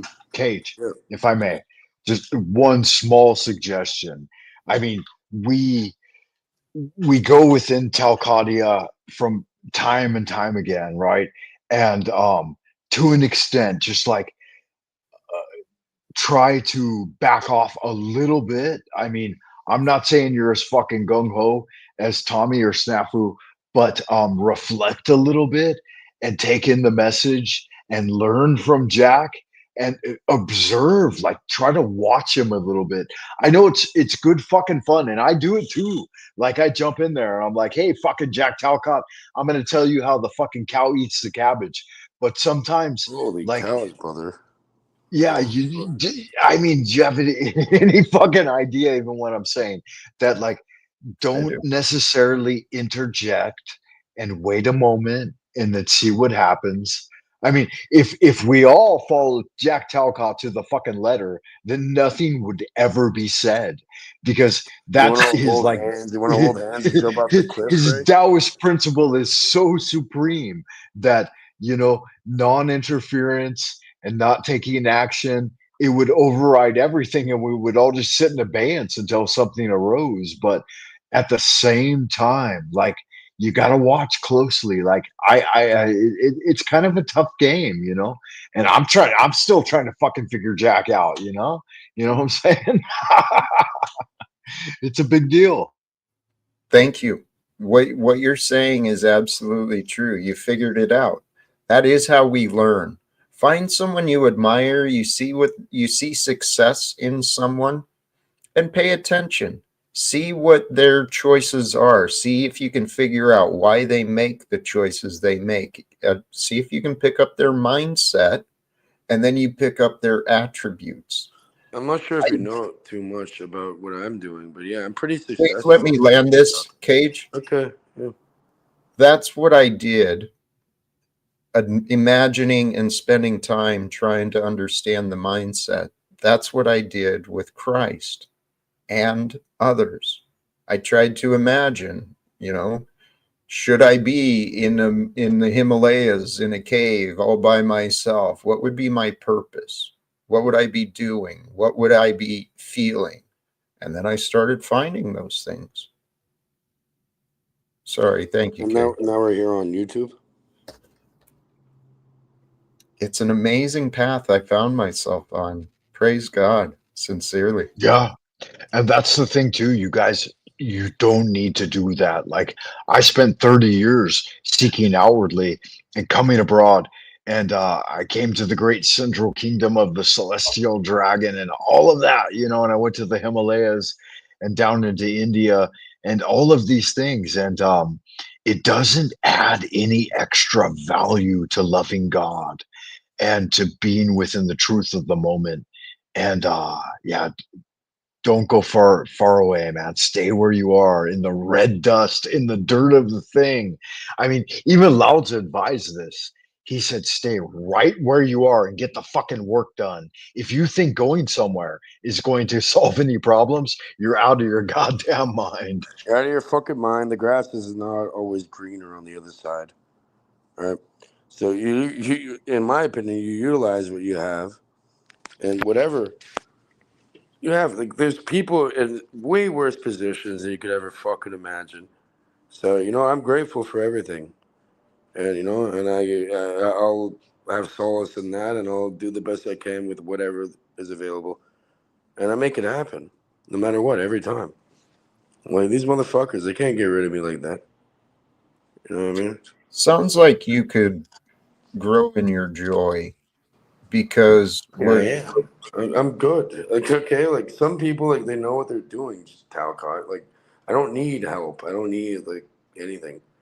I already got everything I needed, and it's not what I want. I'm sure I probably have wants. It's wants and needs, right? So I need what I have, and that's it. And I'm happy with that. I can walk away with from everything right now. Like, Hey I Cage, do appreciate it. I appreciate your time and your words hey and your Cage, knowledge and your wisdom and all that. hey Yeah, Cage, yes, sir. please recognize your mindset, your selfishness.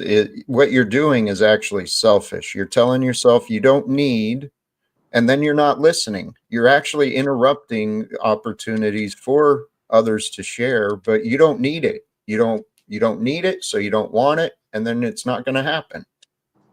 Okay, well, I get what you mean. But I've been through this shit, man. Like, for real. And you have an opportunity to learn, but you don't want to learn. You don't No, want to I don't. change. No, Right. So, listen, being honest with you. right. But please see that every time something comes up that you might have a chance to learn from, you actually interrupt, and then the flow is missed. Talcott, I've heard you, and I've heard everything you guys have been saying to me. As duly noted, I'm going to integrate that into my own reality. All right, like, I do appreciate it. It's not through like deaf ears. It's not one ear out the other. Like, I'm actually And realize it's not something we're saying at you, like you said, or saying to you, but it's just something that's being said. facts either Like, way. Yeah. I get it. I think to some extent we need to hear these things ourselves as well.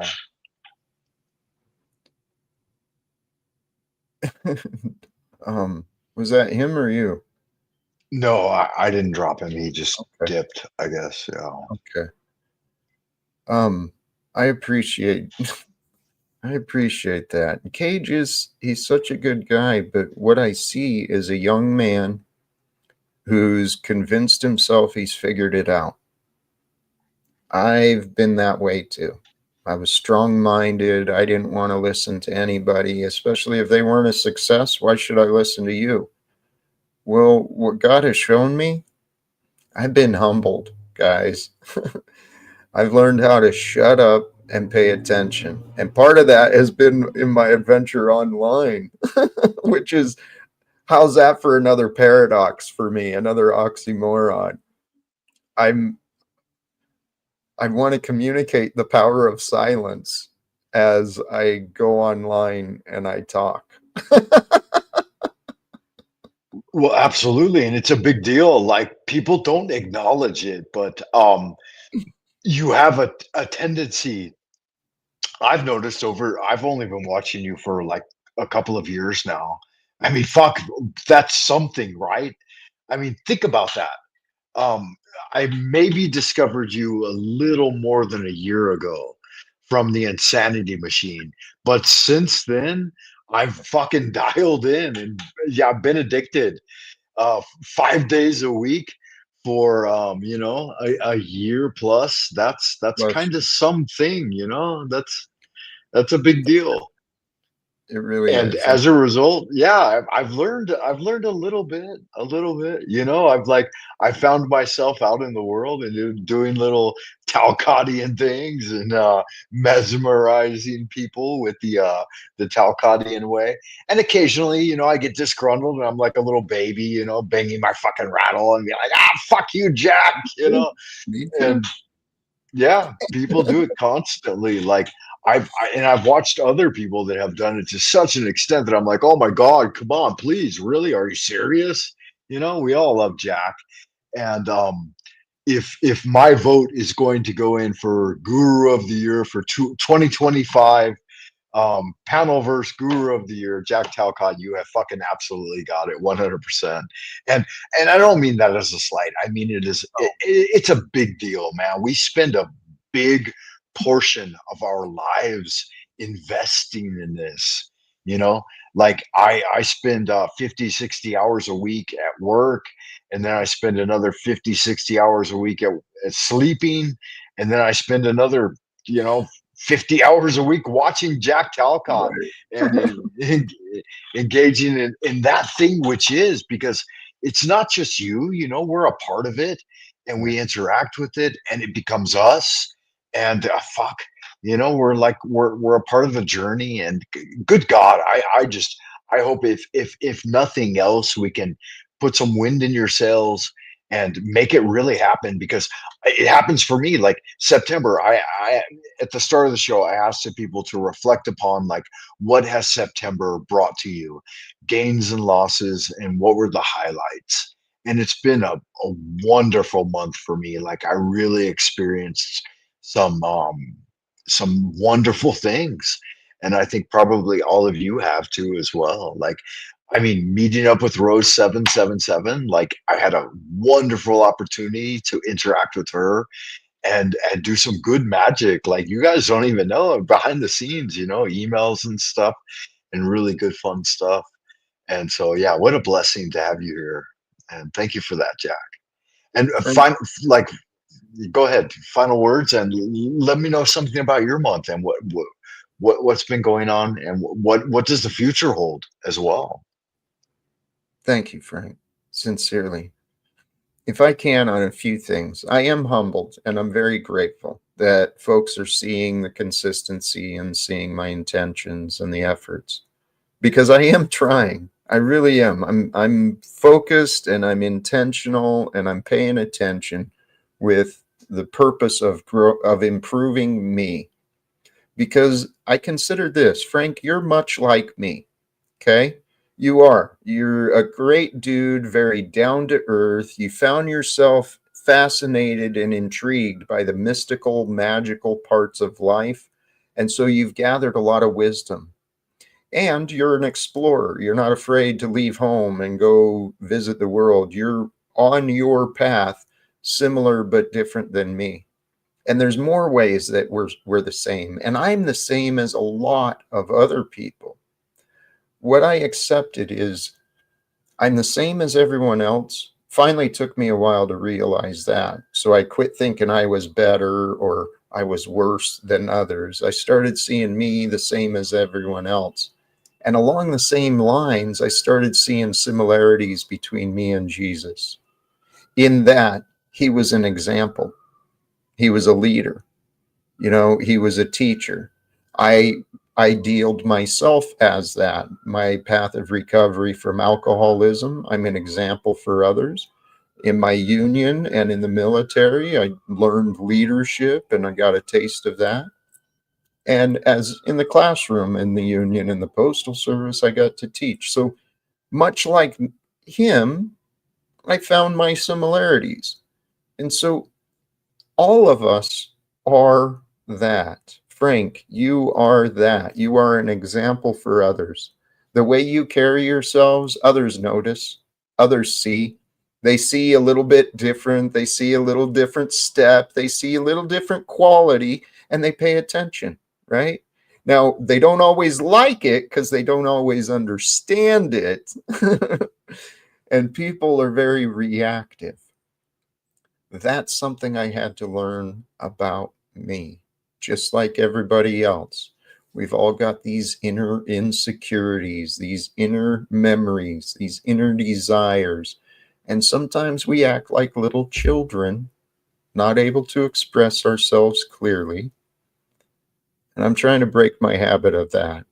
Part of that, though, what really helps is being able to spend time with other mature and wise men like you hosted today. Thank you, Frank, and to all the guests who were here. I really enjoyed everyone. And you said you're shutting down, right? I'm going to bounce out of here. Yeah, what a thing. I mean, just to have you here and be able to fellowship with you, Jack, it's quite a thing. I mean, um, thank you so much for that. And I'm going to bounce. You can do your final words. Much yeah, love to yeah, yeah. you. Blessings. Blessings, beloved. Take care. Um, Jack Talcott, everyone. Thank you so much for stopping by, and for everyone out there in Happy Land that has had the opportunity to tune in and say hello. And keep in mind, sometimes we attack those whom we love the most. Like we're trying to get a reaction. We're trying to stir them up, as it were. And it's like you're out there. In the yard saying, "Hey, you motherfucker, whatever, this, that, or the other thing." And it's only because of that inner longing to be with them, and to spend more time together. And sometimes I do that. Sometimes I may lash out or say this, that, or the other thing. And it's not what is meant to be. The ultimate essential upshot is that we're longing for the commiseration and the fellowship and the longing to be with God and His message. And so many of us find truth in Jack's message and the ending of wars and secrecy. And yeah, it does, absolutely. And it's sometimes it's the jibes and those things. They just they're an attempt to say, "Hey, why not me? Right, why don't you spend some time with me, motherfucker?" And that's what we had tonight, guys. We had the man himself, Jack Talcott, the after party. I saw him there in wherever he was at, with the foot up, and the foot up in the air. And I thought, motherfucker, how dare you? How dare you put your foot up and not say hello to old Frank Monday? So there he is, there, guys, the man himself. He says, "Fun is fun, and truth is hilarious. Be offered in the right perspective. Laughter helps us. Hurt feelings don't have to linger long." It's good message, man. I appreciate that, Jack. I appreciate you stopping by. It's kind of a big deal. Cage reality. I think we had some growth and resolute. Nah, what's the word?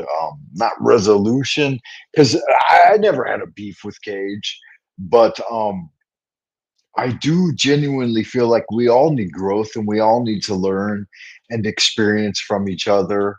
Um, D. Zenison. What was his name? I had a guest in the on the panel here. Voy was here tonight. Good to see you, Voy. Good looking out. Fucking holding down the Netherlands. Motherfucker getting busy out there in happy land. And Ascending Ancient. Good to see you. The Freak. Yeah, the Freak. Fuck, man. I genuinely do not know if you have ever paneled up here on the Frank Monday. I don't think you have. I do believe that I've seen you in the chat before and I've chatted with you in the chatter box. But Dr. D, absolutely good to see you, man. Y'all good looking, sexy fucking people. Yeah, I'm grateful to having had the ability to even be here because I literally had my dick in my wife and she's like, Frank Monday, um, are you gonna turn that motherfucker off so that we can do something? Or I'm like, no, this is boring. I'd rather go hang out with Jack Talcott and the Freak. And yeah, so that's something, you know. I'm maybe it's my age. It doesn't have a lot to say about who she is or how hot her pussy was, but yeah, and I probably shouldn't have said that, but I did, and you know, it is what it is. Y'all good looking sexy people, I've got some tarot cards lined up for you, but I'm not gonna reveal them tonight. I'm gonna do one tarot card before I get on up out of here because Dr. D's in the house. So shout out to everyone. Y'all keep keep keep keep making love, not war, and do what it is that you know. Ooh, is that what happened to my wife? Wow, that's not cool. Mm. The tarot is unerringly accurate, like even in the cut. You got to be careful. Don't ask questions that you don't want answered. And I'll just finish it there, man. I'm gonna do this tarot reading on my own, alone, without you. And until next time, y'all good looking, sexy people, keep on keeping on. Check me out at buymeacoffee.com/Frank Monday. Pull something in the tip jar. And that way, keep the lead in the pencil, the pep in my step. And I'm going to fish this one off, guys. We're going into like the 4th hour. I'm going to fish this one off with a little dweller in the dark. Blood on the wall. On the wall.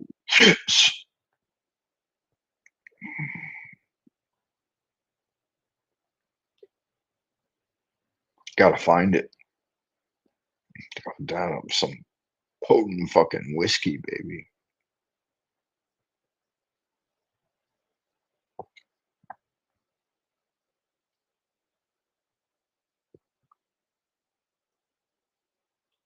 There's there. Good magic.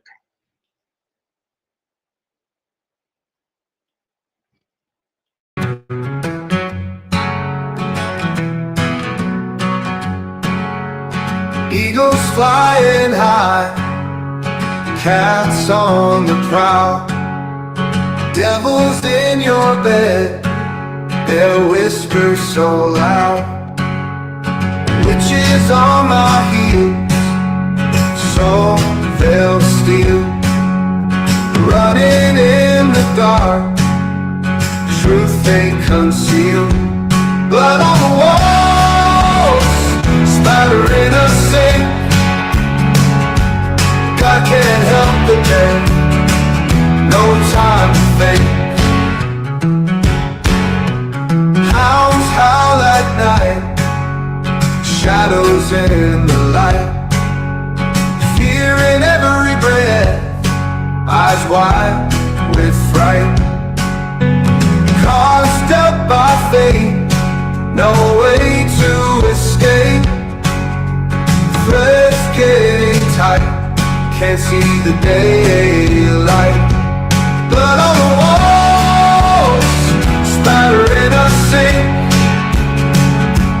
God can't help the dead, no time to think.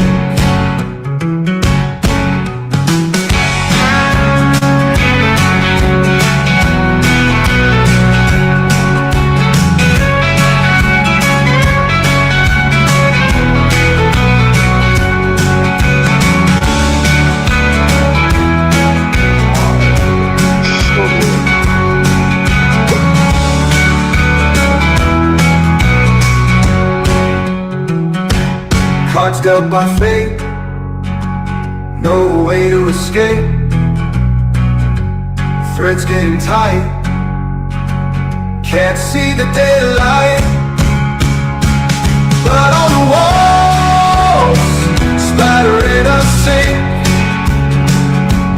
God can't help the dead, no time to think.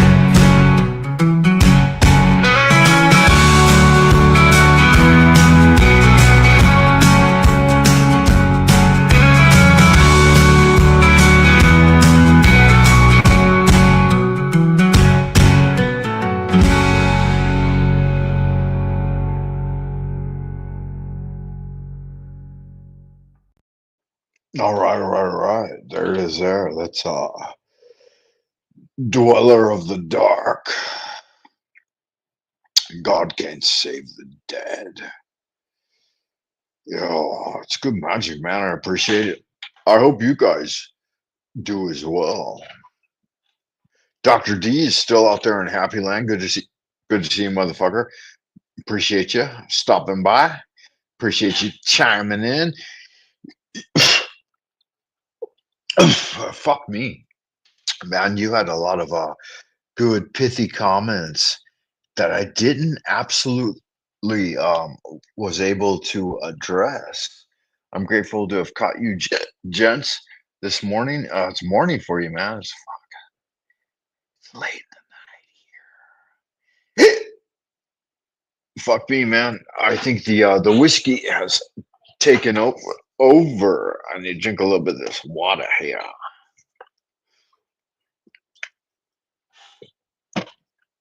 Was that Jack Talcott or Jack Daniels that was hanging out here, man? I don't know, man. Don't need to go too far, though. All right. Looks like that's about everybody in there in Happy Land. And, yeah. It's strange and missing. Y'all good looking, sexy people. Keep on keeping on out in Happy Land. Until next time. Let's go one more time.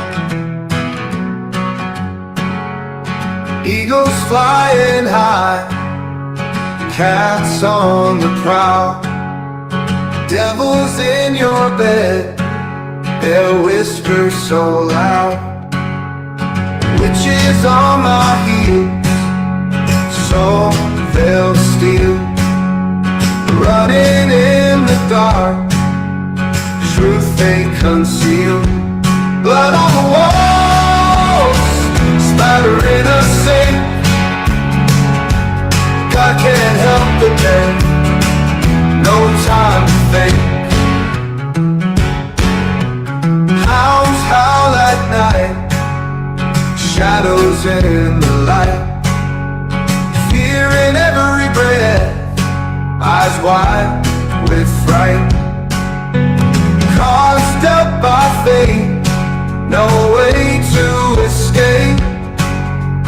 Threads getting tight, can't see the daylight. Blood on the walls, splattering a sink. God can't help the dead, no time to think.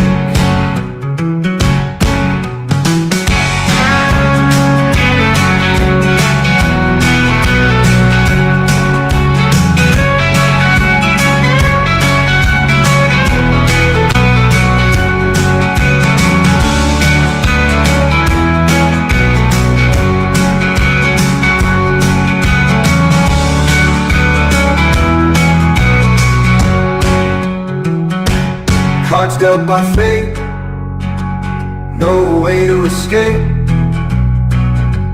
Threads getting tight, can't see the daylight. Blood on the walls, can't help the dead. No time to think.